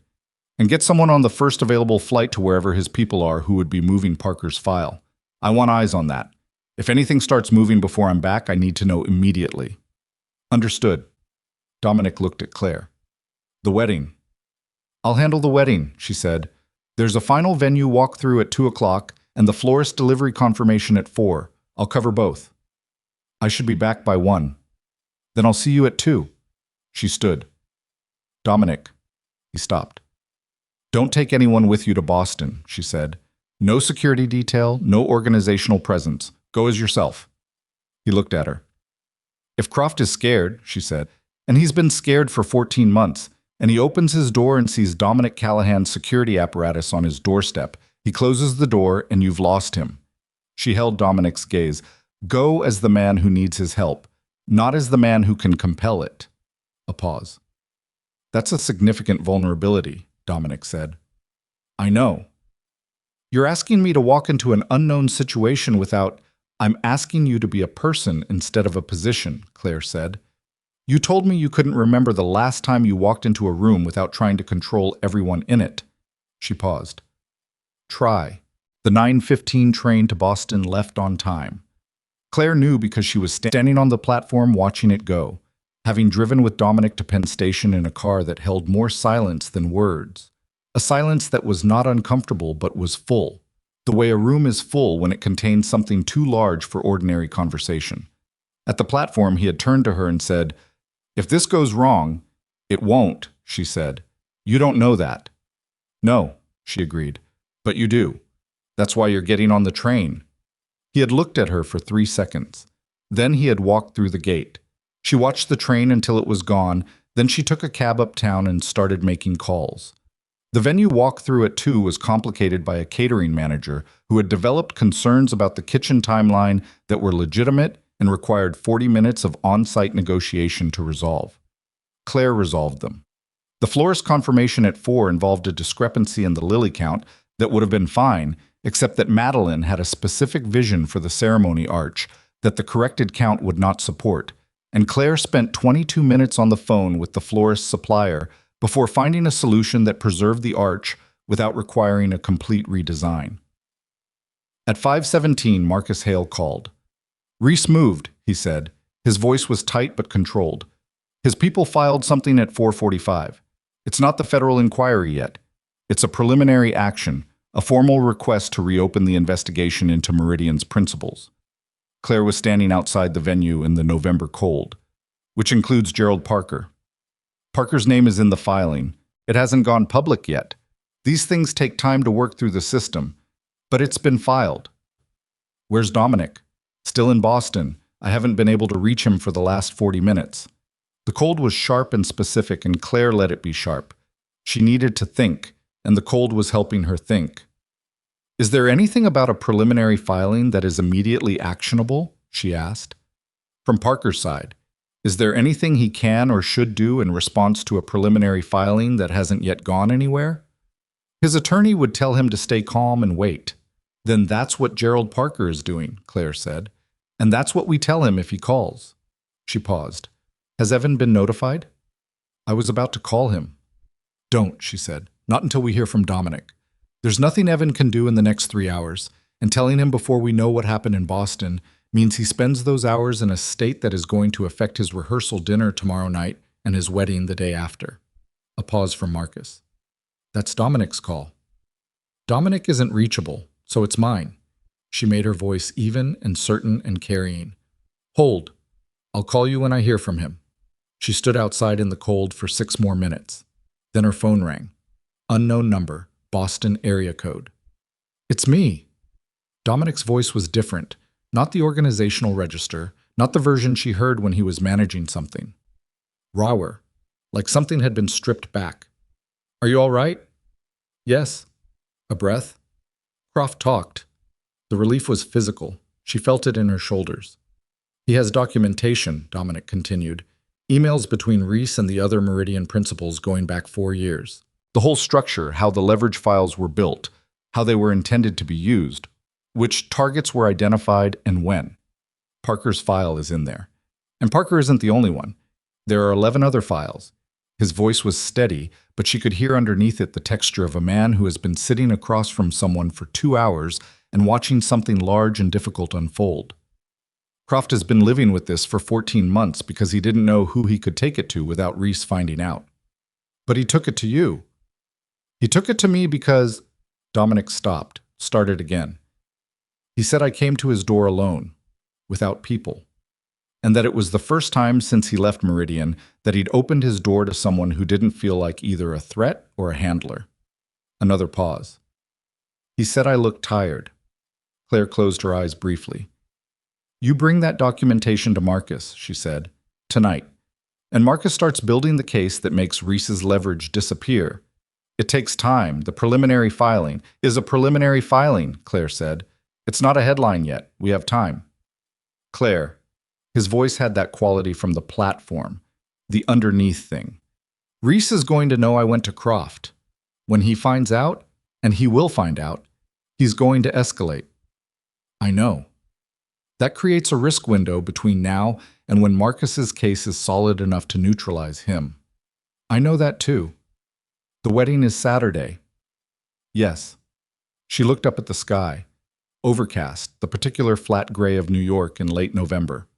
Dominic, the wedding is happening. On Saturday in that room your brother is getting married. Everything else is happening around the outside of that fact. It doesn't touch the inside of it. She paused. That's my job. I'll make sure of it. A silence. Get on the train, she said. He got on the train. The rehearsal dinner on Friday was at 7 o'clock, and Claire arrived at 5:30 to supervise the setup, and found 3 things wrong that needed correcting and corrected them in 40 minutes. And then she stood at the back of the private dining room and watched the Callahan family, such as it was, arrive. Evan came in with Madeline, who was wearing a green dress and had her hair down and looked, Claire thought, like someone who had made a decision about the kind of life she wanted and was walking confidently toward it. Evan had his hand at the small of Madeline's back the way he always touched her, unconsciously, automatically, as natural as breathing. Madeline's parents arrived separately from the Callahan contingent. Gerald Parker was a heavy-set man in his early 60s who moved with the particular careful deliberateness of someone managing anxiety. And Claire watched him come through the door and clock the room and find his wife and exhale almost imperceptibly. He didn't know yet how close things had come. He didn't know that 48 hours ago, his name had been 1 noon deadline away from appearing in a federal filing that would have followed his daughter's wedding into every news cycle for the next year. He wouldn't know. Dominic had decided that, and Claire agreed. Dominic arrived at 7:02. He came through the door in a dark suit with no visible evidence that he had spent the previous 36 hours dismantling a blackmail operation by taking a train to Boston alone. And Claire watched him cross the room and put his hand briefly on Evan's shoulder and say something that made Evan smile. A real smile, the whole face. And she understood from across the room that they had spoken. Dominic had told him. Not everything, probably. Enough. She watched Dominic work the room. That was still the right word for it. He was working it, making his way from cluster to cluster with the efficient precision of a man who had been operating in rooms all his life. But something was different from the planning meetings, from the coffee shop, from the 41st floor office. He was in the room, not managing it from above, not cataloging exits and sight lines. In it. He stopped next to Gerald Parker. Claire watched. She couldn't hear the exchange. They were on opposite sides of the room. But she watched Dominic shake the older man's hand and Gerald Parker grip back and hold it a beat longer than a standard greeting, and she understood that something was passing between them. An acknowledgement, a signal. Gerald Parker nodded once. Dominic moved on. He found Claire at 10 minutes past 8, after the toasts and before the dessert course, when she had stepped out to the small anteroom adjacent to the private dining room to check her confirmation messages for the following day. "Everything is set for tomorrow?" he asked. "Everything is set." He was quiet for a moment. "Gerald Parker said to tell you that the flowers are going to be extraordinary." Claire looked at him. "You told him I arranged the flowers." "I told him you arranged everything." Dominic's voice was even. "He said he's grateful. He doesn't fully understand for what, but he's grateful." She looked at him steadily. "How did it go today?" "With Marcus." "The documentation is solid," Dominic said. "Marcus has people working on the formal response to Reese tonight. By Monday, there will be enough built to make using the file more dangerous for Reese than not using it." He paused. "The risk window is real. The next 72 hours are not comfortable." "Comfortable is overrated," Claire said. "You keep saying things like that. You keep needing to hear them." Something moved at the corner of his mouth again. This time it went further. The shadow of a smile became briefly an actual one, small and contained and nothing like the controlled expression she had been watching for 3 months. Something more involuntary and less managed and considerably more human. She had never seen him actually smile before. She understood now that it was something almost nobody in his life had seen, and the understanding of that sat in her chest with a weight she was not going to examine in an anteroom at his brother's rehearsal dinner. "Tomorrow," she said. "Tomorrow," he agreed. Saturday came the way days come when too much is attached to them, fast and slow simultaneously, the morning hours moving with a deliberate pace that made every detail feel significant and every confirmation feel like something held back from the edge. Claire was at the estate by 7 in the morning. The riverside property in December had a particular quality: the bare trees against the gray water, the cold air that was clean in a way Manhattan's never was, the stillness of a space not yet populated that would, in 5 hours, be full of people carrying their best and most formal versions of themselves. She walked every room. The ceremony space first, the archway of white and ivory that Madeline had described to her in their first planning meeting as the thing she cared about most, that she had built over 4 months into exactly that. Flowers selected for the way they looked in December light rather than summer light, because the light in this room in December came through the windows at an angle that was particular and beautiful, and Claire had stood in this room at 11 o'clock on a Tuesday 3 weeks ago to verify it. The string quartet was setting up in the corner. Her string quartet, the 4 musicians she had spent 11 weeks selecting, who played like people who had suffered something and understood what music at a ceremony was actually for. She stood in the doorway and watched them tune. At 9:47, her phone buzzed. Marcus Hale. She stepped outside to take it. "Reese knows about Croft," Marcus said. His voice had the controlled tightness of someone delivering bad news they have already processed. "One of Croft's neighbors is connected, peripheral, probably just someone who noticed an unfamiliar visitor and mentioned it to the wrong person. Reese called me at 9 this morning." "What did he say?" "He said the preliminary filing becomes the formal inquiry today, unless Dominic contacts him directly within the hour." The cold air was very still. "He's accelerating," Claire said. "He's scared," Marcus said, "which makes him more dangerous, not less." "Where's Dominic?" "At the estate. He arrived 40 minutes ago." She found Dominic in the small room off the main corridor that the estate manager had designated as the groom's preparation space. He was alone, had apparently sent whoever was with him out, and he was standing with his phone in his hand and his jacket over a chair, and his expression was the one she had seen only twice before, not controlled, not compressed, genuinely and visibly under pressure. "Marcus called you," he said when she came in. Yes? Then you know. Yes. She closed the door behind her. What are you going to do? What I should have done 3 weeks ago, he said. I'm going to call him. And say what? And say that I have Daniel Croft's documentation, that Marcus has already begun the process of submitting it, and that the next call Reese receives about the Meridian Fund will be from a federal attorney. He looked at her. The documentation is real. The process Marcus has started is real. I'm not bluffing. I'm telling him that the game is over. He might still pull the trigger on the filing. He might, Dominic said. But filing against Parker when the documentation exists creates a situation where Reese's own exposure becomes the larger story. He's not stupid. He'll calculate that. And if he calculates wrong? Dominic looked at her. Then I deal with what comes, he said. But I deal with it honestly, without giving him what he wants, without compromising the organization in a way that creates a worse problem 18 months from now. He held her gaze. You were right. About the quick fix. I know I was right, Claire said. I'm asking if you're prepared for the consequence if Reese doesn't back down. Prepared is a flexible word in this context. He picked up his jacket from the chair. But yes. Okay, she said. She crossed to him. She straightened his lapel.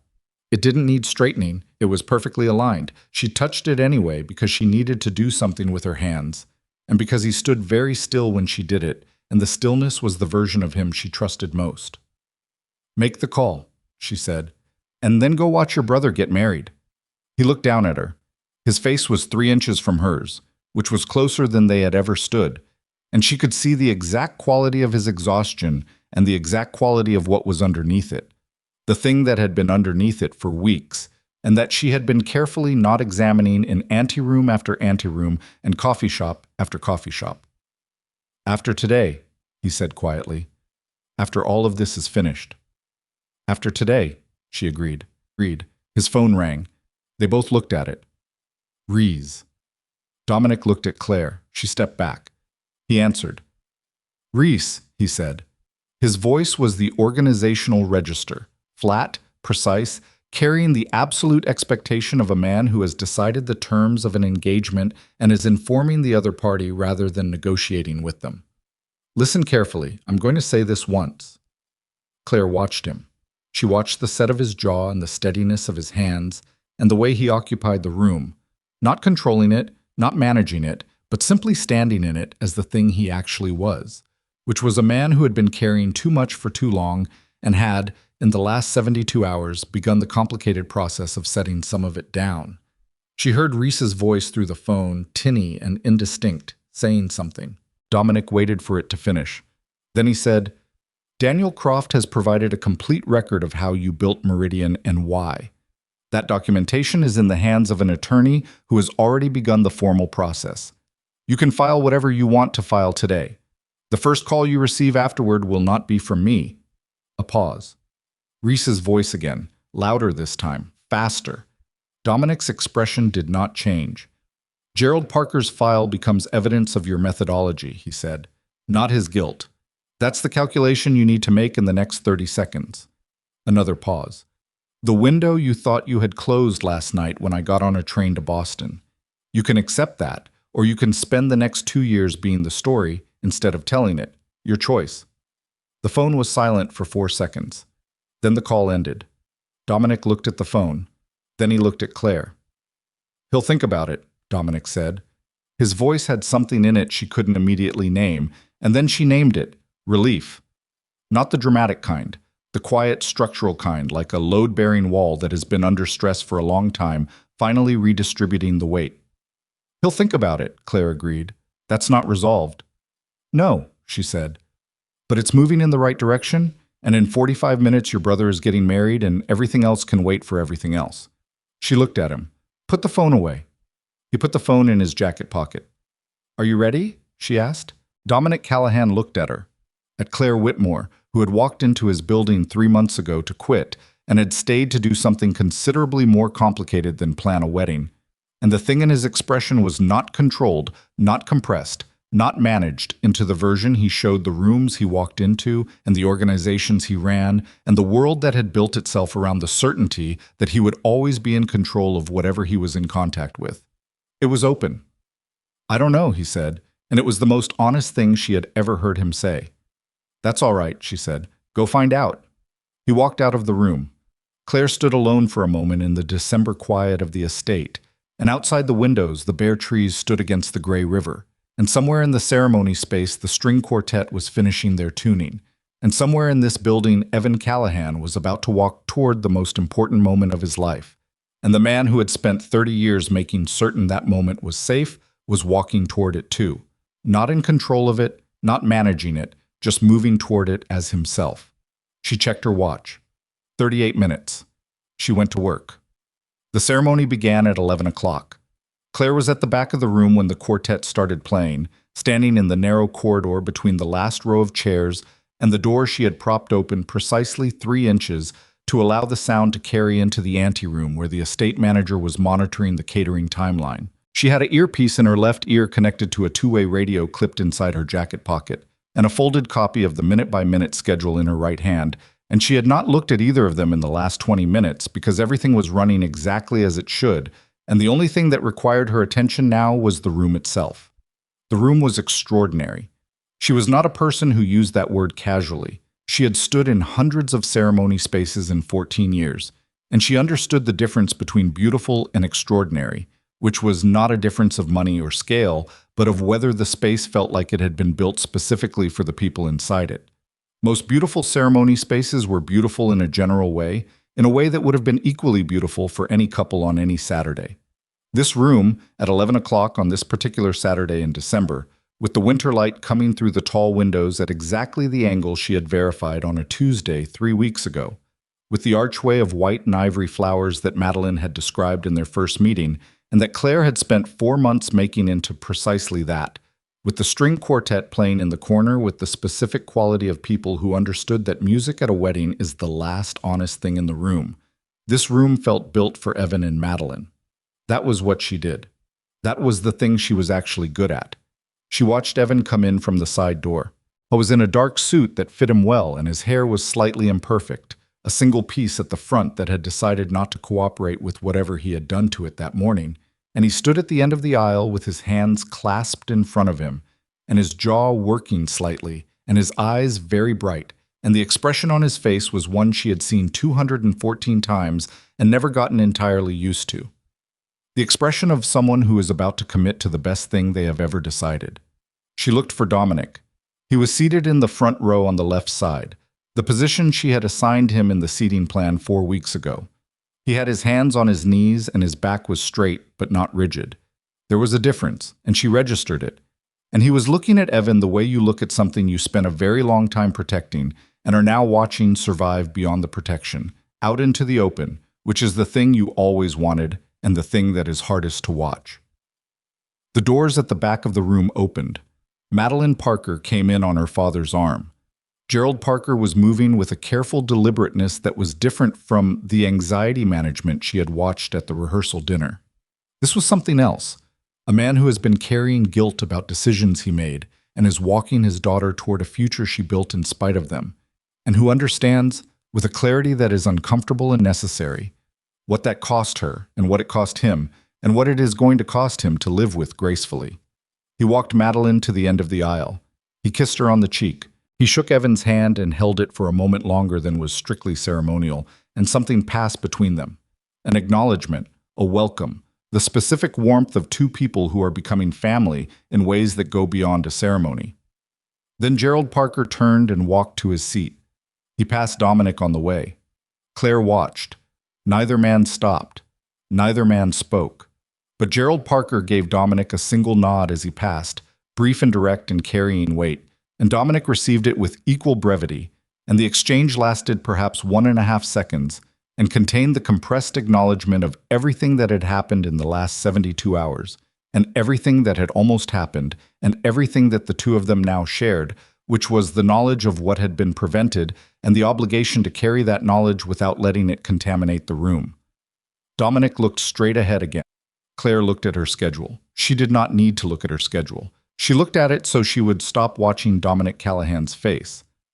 The ceremony was conducted by a judge who had known Evan since law school and who spoke about the two of them with the relaxed specificity of someone who actually knew the people he was joining, which was rarer than it should have been.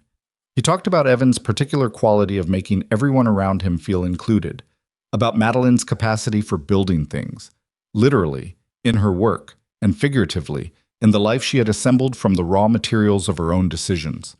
He talked about the specific courage of two people who had found something good and had decided to build around it deliberately rather than waiting to see if it held. Then Evan spoke his vows. He had told Claire in their first meeting that he was not planning to write his own, that he was, in his own words, not a words person, and that he intended to use the standard language and mean it. He had changed his mind somewhere in the last 2 weeks without telling anyone. Claire could tell this because the officiant had the printed standard vows in his hand, and Evan was not looking at them. He was looking at Madeline. "I have spent most of my adult life," Evan said, and his voice was not entirely steady, "being taken care of by the people around me, in ways I didn't always understand, in ways I sometimes resented, in ways I have only recently, fully, understood." His jaw worked. "You are the first person in my life who has taken care of me by making me feel capable instead of protected. And I don't know how you did that, but I know I want to spend whatever time we have figuring it out together." There was a sound in the room, not crying, not yet. The particular held breath quality of 200 people recognizing something true. Claire looked at Dominic. He was looking at Evan, and what was on his face was something she had never seen there and would not have been able to fully describe. Not the controlled professional mask, not the compressed fury, not the raw exhaustion of the last 72 hours. Something older than all of those. Something that had been underneath them for a very long time and was now, in this room, in this particular light, surfacing. He was not checking exits. He was not monitoring the room. He was not running calculations about security positioning or organizational exposure or the 72-hour risk window that Marcus had outlined the previous morning. He was just watching his brother get married. Madeline's vows were shorter and more direct and equally devastating in their precision. She talked about building things for a living and understanding from that work that the foundation is the most important part, that everything visible depends on what's underneath, and that Evan was the best foundation she had ever encountered, and that she intended to build something with him that would last. The string quartet began playing softly as the rings were exchanged. Claire listened to them play and understood again, with the specific satisfaction of having been absolutely right about something, why she had spent 11 weeks finding these 4 musicians, and why she had walked into Dominic Callahan's building prepared to quit rather than let that decision be taken from her. The rings went on. The judge said the words. Evan kissed Madeline with the complete lack of self-consciousness of a man who has stopped caring what anybody in the room thinks about him, because the person he cares most about is right in front of him. The room responded the way rooms respond to that, with a release, all that held breath finally moving, applause and laughter, and someone in the 4th row definitely crying, and the quality of the space shifted from reverent to celebratory in the span of 3 seconds. Claire exhaled. She realized she had been holding her breath for approximately the last 4 minutes. The reception moved into the ballroom at noon, and Claire moved with it, not as a guest, not quite as staff, in the particular in-between position she occupied at every event she ran, present everywhere, and belonging nowhere specifically, which was a condition she had made her peace with 14 years ago and which served her professionally and which she tried, most of the time, not to think about in personal terms. The ballroom was everything it was supposed to be. Round tables with deep winter centerpieces, candles that had been approved through 3 rounds of fire safety review with the estate manager, a dance floor that had been laid over the original hardwood with a seamless transition she had personally verified the previous morning, and lighting that shifted from the bright clarity of the meal service to something warmer and more amber during the dancing hours, in a progression she had programmed with the lighting director across 2 separate visits.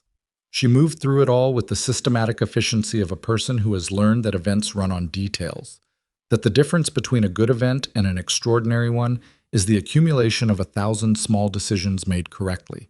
And she made her way from table to table, from caterer to bartender to lighting board to the estate manager who had a question about the dessert course timing that she resolved in 3 sentences. At 2:30 in the afternoon, she found herself standing near the edge of the dance floor watching Evan and Madeline complete their first dance, and she was aware that she had been watching the room's perimeter without consciously deciding to, and that the place her eyes kept returning to was the spot where Dominic had been standing for the last 20 minutes. I was talking to a man she didn't recognize. Not organizational. The man's body language was too relaxed, too reciprocal. A friend, maybe. Someone from before, from the life that existed outside the empire. He glanced up and found her watching. She looked away. At 3:15, Marcus Hale appeared at her elbow. She had not seen him arrive. He had the professional invisibility of someone who had spent years operating in rooms without calling attention to himself, and he materialized beside her with the quiet efficiency of a man delivering a status report to the only other person in the room who was waiting for one. "Reese stood down," Marcus said. He said it the way you say something you have been rehearsing. Flat and factual, because the emotion would come later, in a different room, and this was not the room for it. Claire looked at him. "When?" "About an hour ago. He withdrew the preliminary filing." Marcus's expression was controlled, and underneath it was something that might have been exhaustion and might have been relief, and was probably both in equal measure. His attorney contacted mine with a statement indicating that they were withdrawing pending further review of the evidentiary basis. A pause. Which is lawyer for, they looked at what we had on Crofts Drive and decided the math didn't work in their favor anymore. Is it over? The immediate threat is over. Marcus chose his words with the care of a man who understood the specific weight of each one. The longer work, building the case that makes Reese permanently unable to use any of the files he's been sitting on, that takes months. But the wedding is clear. "The wedding has been clear since 11 o'clock this morning," Claire said. Marcus looked at her with the expression of a man recalibrating. "You were very confident about that." "I was doing my job," Claire said. "My job is to make certain the event goes forward regardless of what's happening around it." "Dominic said something similar about you," Marcus said. He said it without particular inflection, and then he inclined his head and moved away into the room with the same quiet efficiency with which he had arrived, and Claire stood at the edge of the dance floor processing the information that Dominic Callahan had apparently said something about her to Marcus Hale, and that Marcus had chosen to repeat it, and that neither the content of what was said nor the reason for its repetition was clear to her, and she was going to have to let that sit. She let it sit. At 4 o'clock, she found the corner of the ballroom where the caterers restocked the hors d'oeuvre station, and she stood there for 11 minutes and ate 3 small things. She couldn't name and drank half a glass of water and let the event run itself for the first time all day, because it had been built well enough to do exactly that. At 4:17, Dominic's father arrived. She had known this was a possibility. The man had been invited and had confirmed his attendance, and she had accounted for it in the seating arrangement and in the flow of the room, positioning him at a table in the northeast corner that gave him visibility of the dance floor and almost no direct sightline to the table where Dominic had been seated for the meal course. She had briefed the estate manager on the sensitivity without providing specifics, and the estate manager had positioned a member of the service staff near that table to monitor the situation without making it visible. All of that planning had been correct. It did not prepare her for what she saw when she turned from the hors d'oeuvre station and found Dominic and his father standing 6 feet apart in the corridor outside the ballroom entrance. She stopped. The corridor was empty except for the 2 of them. Someone, she would never know who, had apparently arranged this with the deliberate or accidental precision of the universe, deciding that certain conversations could not be indefinitely postponed, and here they were. Dominic in his dark suit with his hands at his sides, and the stillness that was always either exceptional discipline or the complete absence of anxiety. And across from him a man who was shorter than his sons, and broader through the shoulders, and who had the particular quality of someone who has lived with something difficult for a long time and has stopped trying to make it look easier than it is.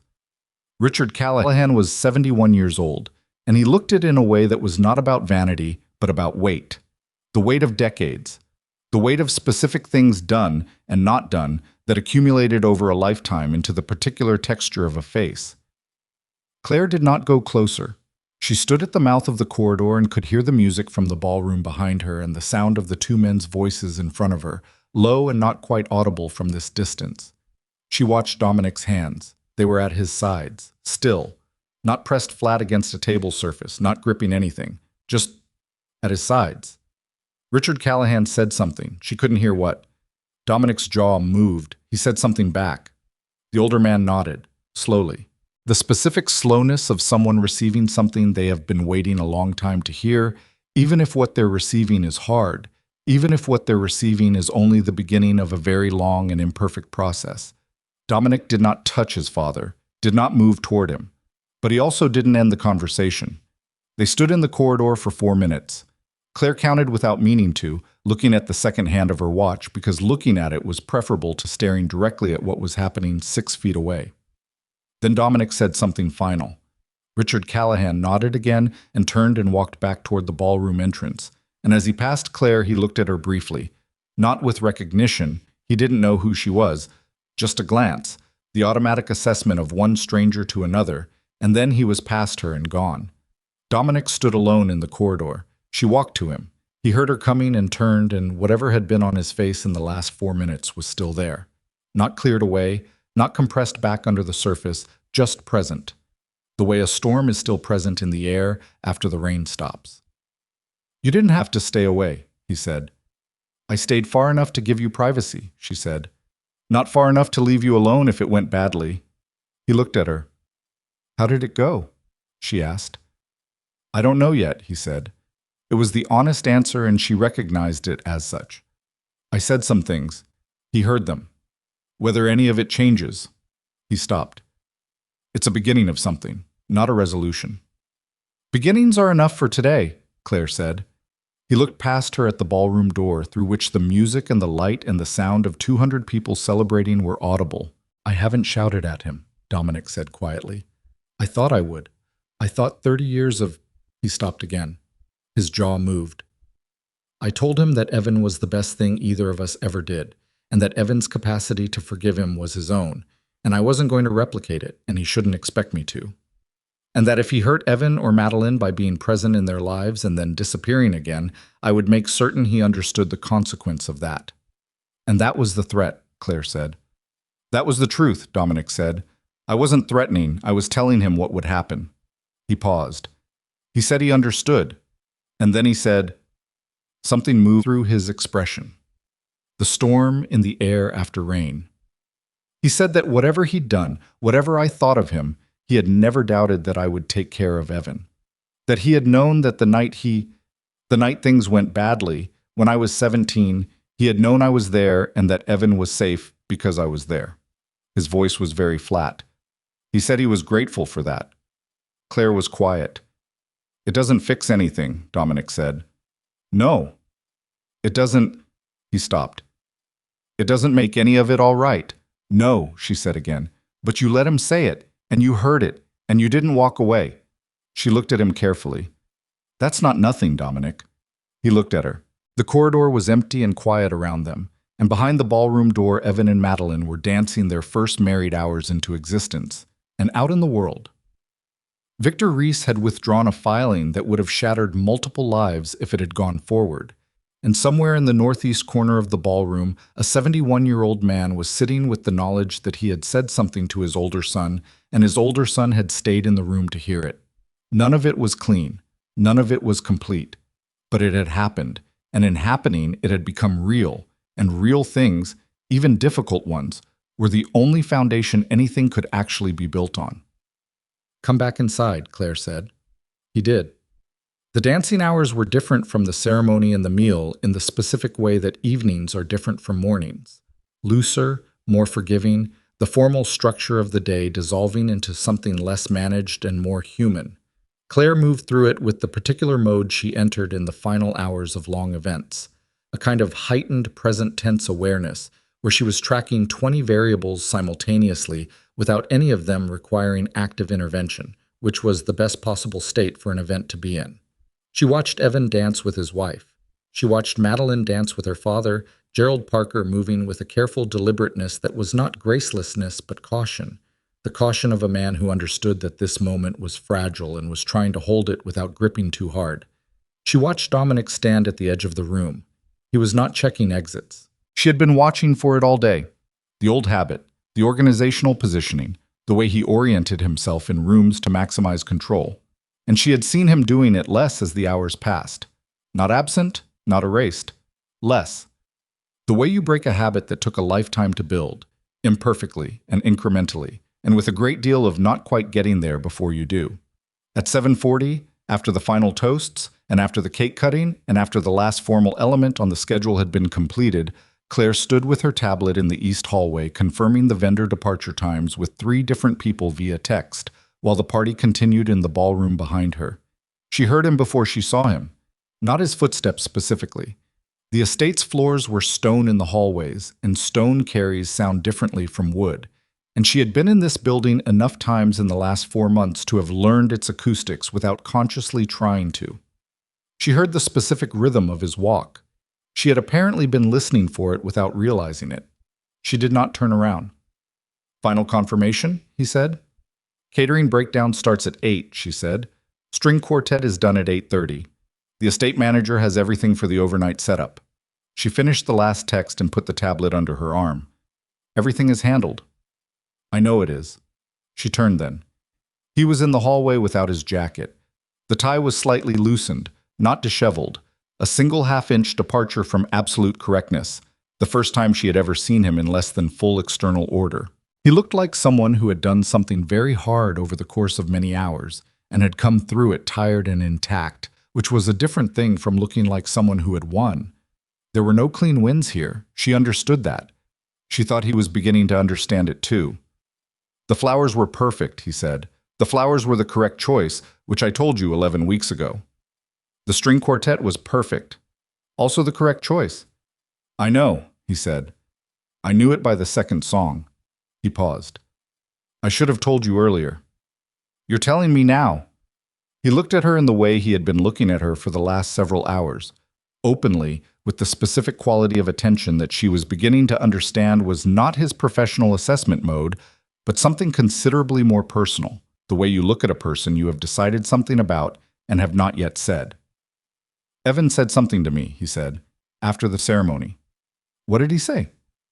"He said that whatever is happening between you and me, he wants me to not be an idiot about it." Claire looked at him. "He used those exact words," Dominic said. "Not an idiot. He was very specific." "That sounds like Evan." "It does." A pause. "He also said that he has watched me manage every situation in his life for 25 years, and that the one situation he has watched me actively refuse to manage is you, which he considers evidence that I haven't actually run out of the capacity to let things happen without controlling them." "That's a generous interpretation," Claire said. "Evan is a generous person." Dominic was quiet for a moment. "He gets that from our mother. I never told him that." "You should," she said. "I know. I'm going to." He took a breath. Slow. "I called Evan this morning before the ceremony, before I made the call to Reese. I told him what was happening, the full picture, not the version that would have spared him the concern, the actual picture." He paused.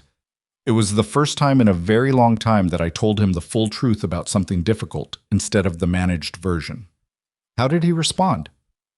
He said, quote, "Dom, I've known something was wrong for 3 weeks. I've been waiting for you to trust me with it."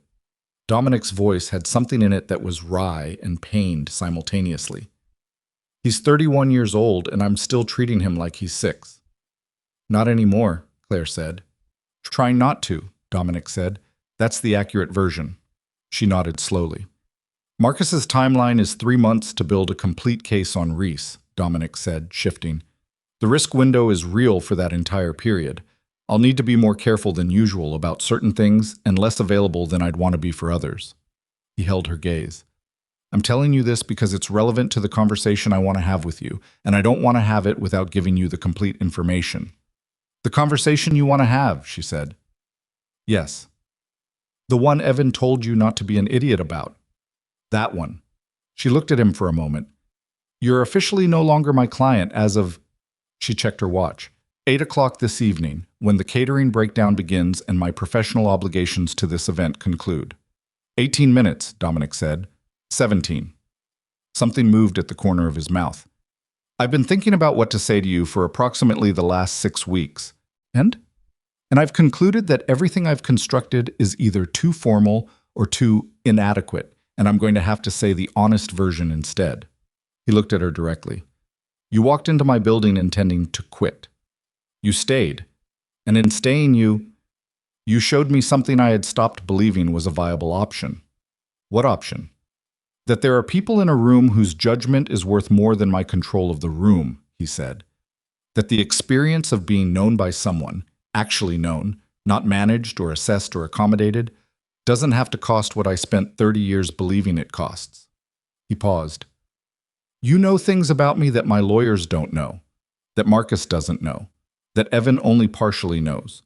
You know them because you asked the right questions at the right moments and refused to accept the managed version when the honest one was available, and his jaw worked. I don't have a framework for what to do with that, Claire. I've been trying to build one for 6 weeks. She looked at him for a long moment. You don't need a framework, she said. I know that intellectually. Knowing it intellectually is not the same as, I know that too, he said. That's the problem. He looked at his hands and then back at her. I've been in one relationship. It ended because I couldn't give another person what they needed from me, which was presence without armor. My ex-wife was patient for 4 years. She deserved better than what I was capable of giving at the time. A pause.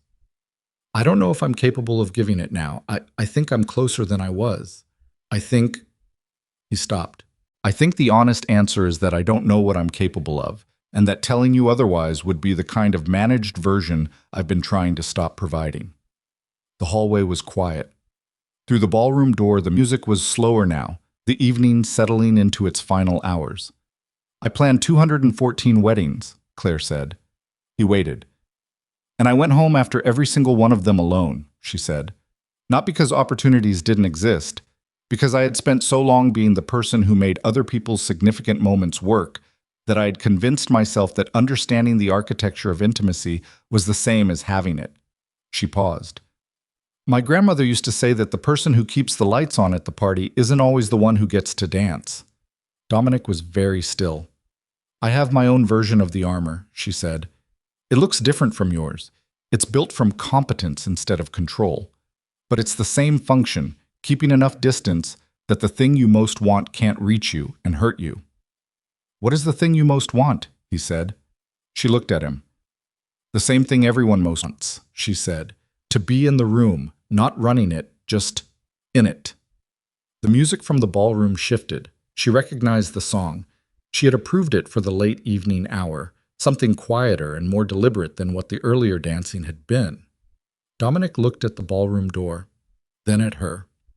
I have 17 years of terrible professional habits, he said. I have an organization that is in a transition period that is going to require significant attention for the next several years. I have an unresolved relationship with my father that is going to be complicated and slow and probably painful. I have a brother who is about to build a family that I intend to be genuinely present for rather than merely protective of. He paused. I'm not describing obstacles. I'm describing the actual contents of my life, which I'm offering you a complete picture of before I say what I want to say. Say it, she said. I want to know you outside of this, he said. Not as a client, not as a project. I want to know what you're like when you're not managing something, whether that version of you actually exists, because I've seen glimpses of it across 5 Tuesday mornings, and I think it's the most interesting person I've encountered in a very long time. He held her gaze. I want to have a conversation with you that has nothing to do with anything either of us is responsible for. I want to... He paused. I want to try. The word again. The one that had landed differently than every other word he had said to her across the length of this entire arrangement. Trying implies the outcome isn't guaranteed, she said. No, he agreed. It doesn't. You're comfortable with that? No, he said again. But I'm choosing it anyway, which I'm told is different. She smiled. She didn't contain it this time. Let it happen, the full version, which she was apparently doing now. Ask me properly, she said. He looked at her for a moment. Then Dominic Callahan, who had not asked anyone for anything without the architecture of a contingency plan beneath it in approximately 30 years, said, "Have dinner with me, next week, somewhere that isn't a coffee shop and doesn't involve a wedding." "Yes," she said. Just that. No conditions, no professional caveats, no qualifications about appropriate timing or contractual conclusions. Yes. He exhaled, slowly, almost imperceptibly, and she understood that he had been holding that breath longer than the last 30 seconds. "All right," he said. Behind them, from the ballroom, someone laughed. A large, genuine laugh that carried through the door and into the corridor, and Claire recognized it as Evan's.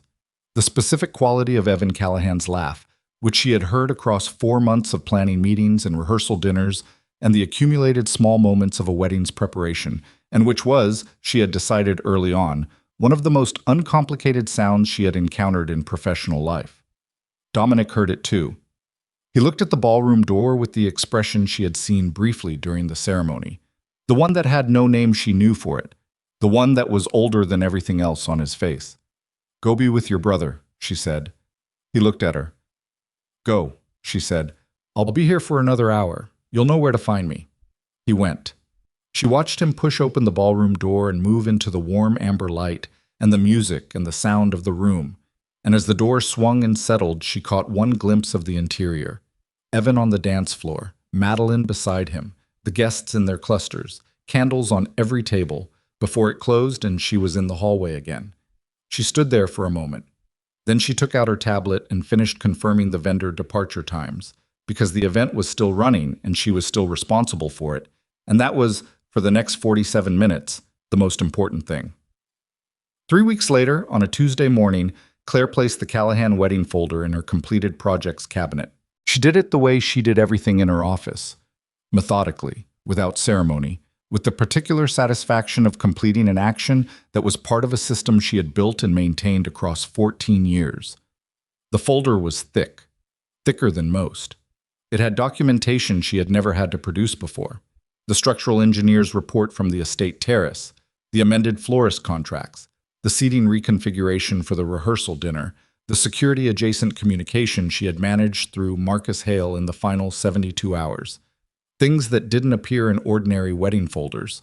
She labeled it, filed it, and pushed the cabinet drawer closed. Then she sat at her desk and opened her laptop. The office around her was familiar in the specific way of spaces you have occupied long enough to stop seeing. The tall, narrow cabinet, the window, the framed photographs of events arranged not by date, but by some emotional logic she had long since stopped being able to articulate. 214 completed events. The compressed evidence of 14 years of showing up for other people's significant moments and making them work. She opened a new document. The cursor blinked. She thought about what her grandmother had said. The person who keeps the lights on at the party. Whether the two things were mutually exclusive, whether you could do both.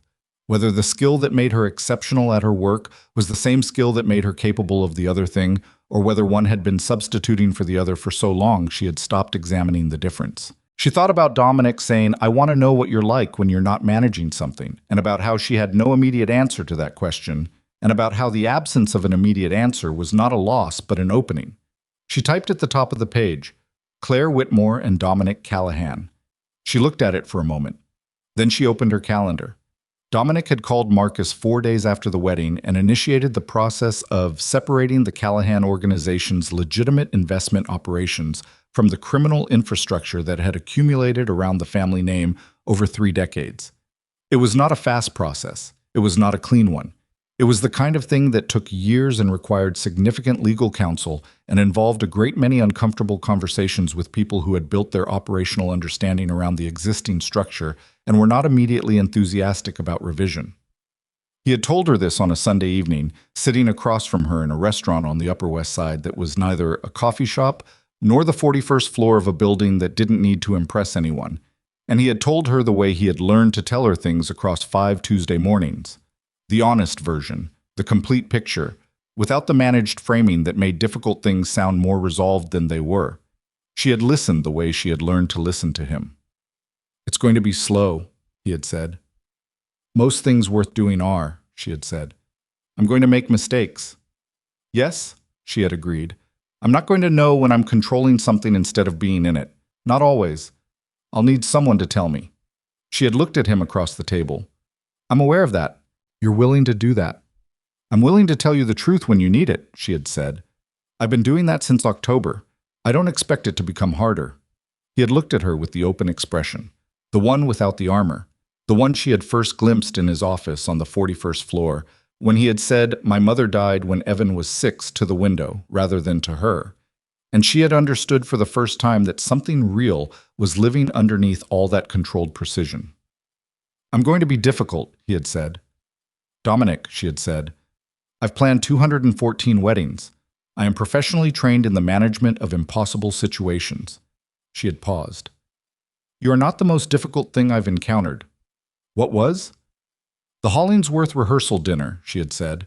2 federal judges, 1 open bar, and a seating arrangement that I had to renegotiate from scratch 40 minutes before service. He had laughed. Not the controlled near smile, not the shadow of something held back. An actual laugh, surprised out of him, brief and genuine, and nothing like the version of Dominic Callahan that checked exits and compressed fury and made phone calls that ended conversations rather than opened them. She had heard Evan's laugh in that one, just briefly. The family resemblance. She had thought, there it is. Evan called her on a Thursday, 3 weeks after the wedding, while she was reviewing contracts for a spring event. I wanted to thank you, he said. You paid me, she said.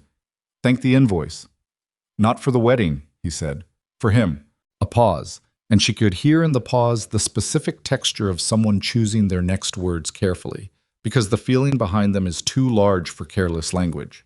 He called me 3 days after the wedding, not to check in, not to manage something, just to talk. We were on the phone for an hour, and he told me things about when we were kids that I didn't know, things he'd been carrying. Another pause. I don't know what you said to him or what happened in those Tuesday meetings, and I know it's not my business. But I wanted you to know that something changed, and I think you were a significant part of why. Claire looked at her window. The December light had shifted since the wedding. Shorter now, the angle different, the particular quality of January coming in through the glass. He did the changing, she said. I just stayed in the room while he figured out how. That's, Evan started, stopped. That's not nothing, Claire. She smiled. No, she said. It's not. After she hung up, she sat in her office for a while. Outside, the city was doing what it always did, burning through its own energy with complete indifference to what was being decided inside any particular building, any particular room, any particular person. The city didn't care. She had spent 14 years operating in the middle of it, invisible in the way of service professionals, present everywhere and belonging nowhere specifically. She looked at the document on her screen. Claire Whitmore and Dominic Callahan. She thought about belonging nowhere specifically, and about how that condition had served her professionally, and about whether it was the condition she intended to maintain personally for the next 14 years, and about a man who had spent most of his adult life keeping everyone he loved just far enough inside his perimeter to protect them, and just far enough outside it to keep them clear of the consequences, and who was now, imperfectly and incrementally, learning what it felt like to close that distance. She thought about her grandmother, the person who keeps the lights on at the party. She closed the document. She picked up her phone and sent a message. Tuesday still works. Same coffee shop or somewhere different? His response came back in 40 seconds. Somewhere different. I'll find somewhere good. You always do, she wrote back, and then stopped herself. And then sent it anyway because the managed version was not the version she was practicing anymore. Outside her window, the city moved through its ordinary January, continuous and indifferent, and on the 41st floor of a building in Midtown, a man in a dark suit was beginning the long and imperfect work of changing the architecture of the life he had built around protecting everything he loved. And in an office on the West Side, a woman who had spent 14 years making certain that other people's most important moments worked was opening her calendar and putting her own name in it. Not a wedding yet, just Tuesday. Just the beginning of a room she intended to actually be in.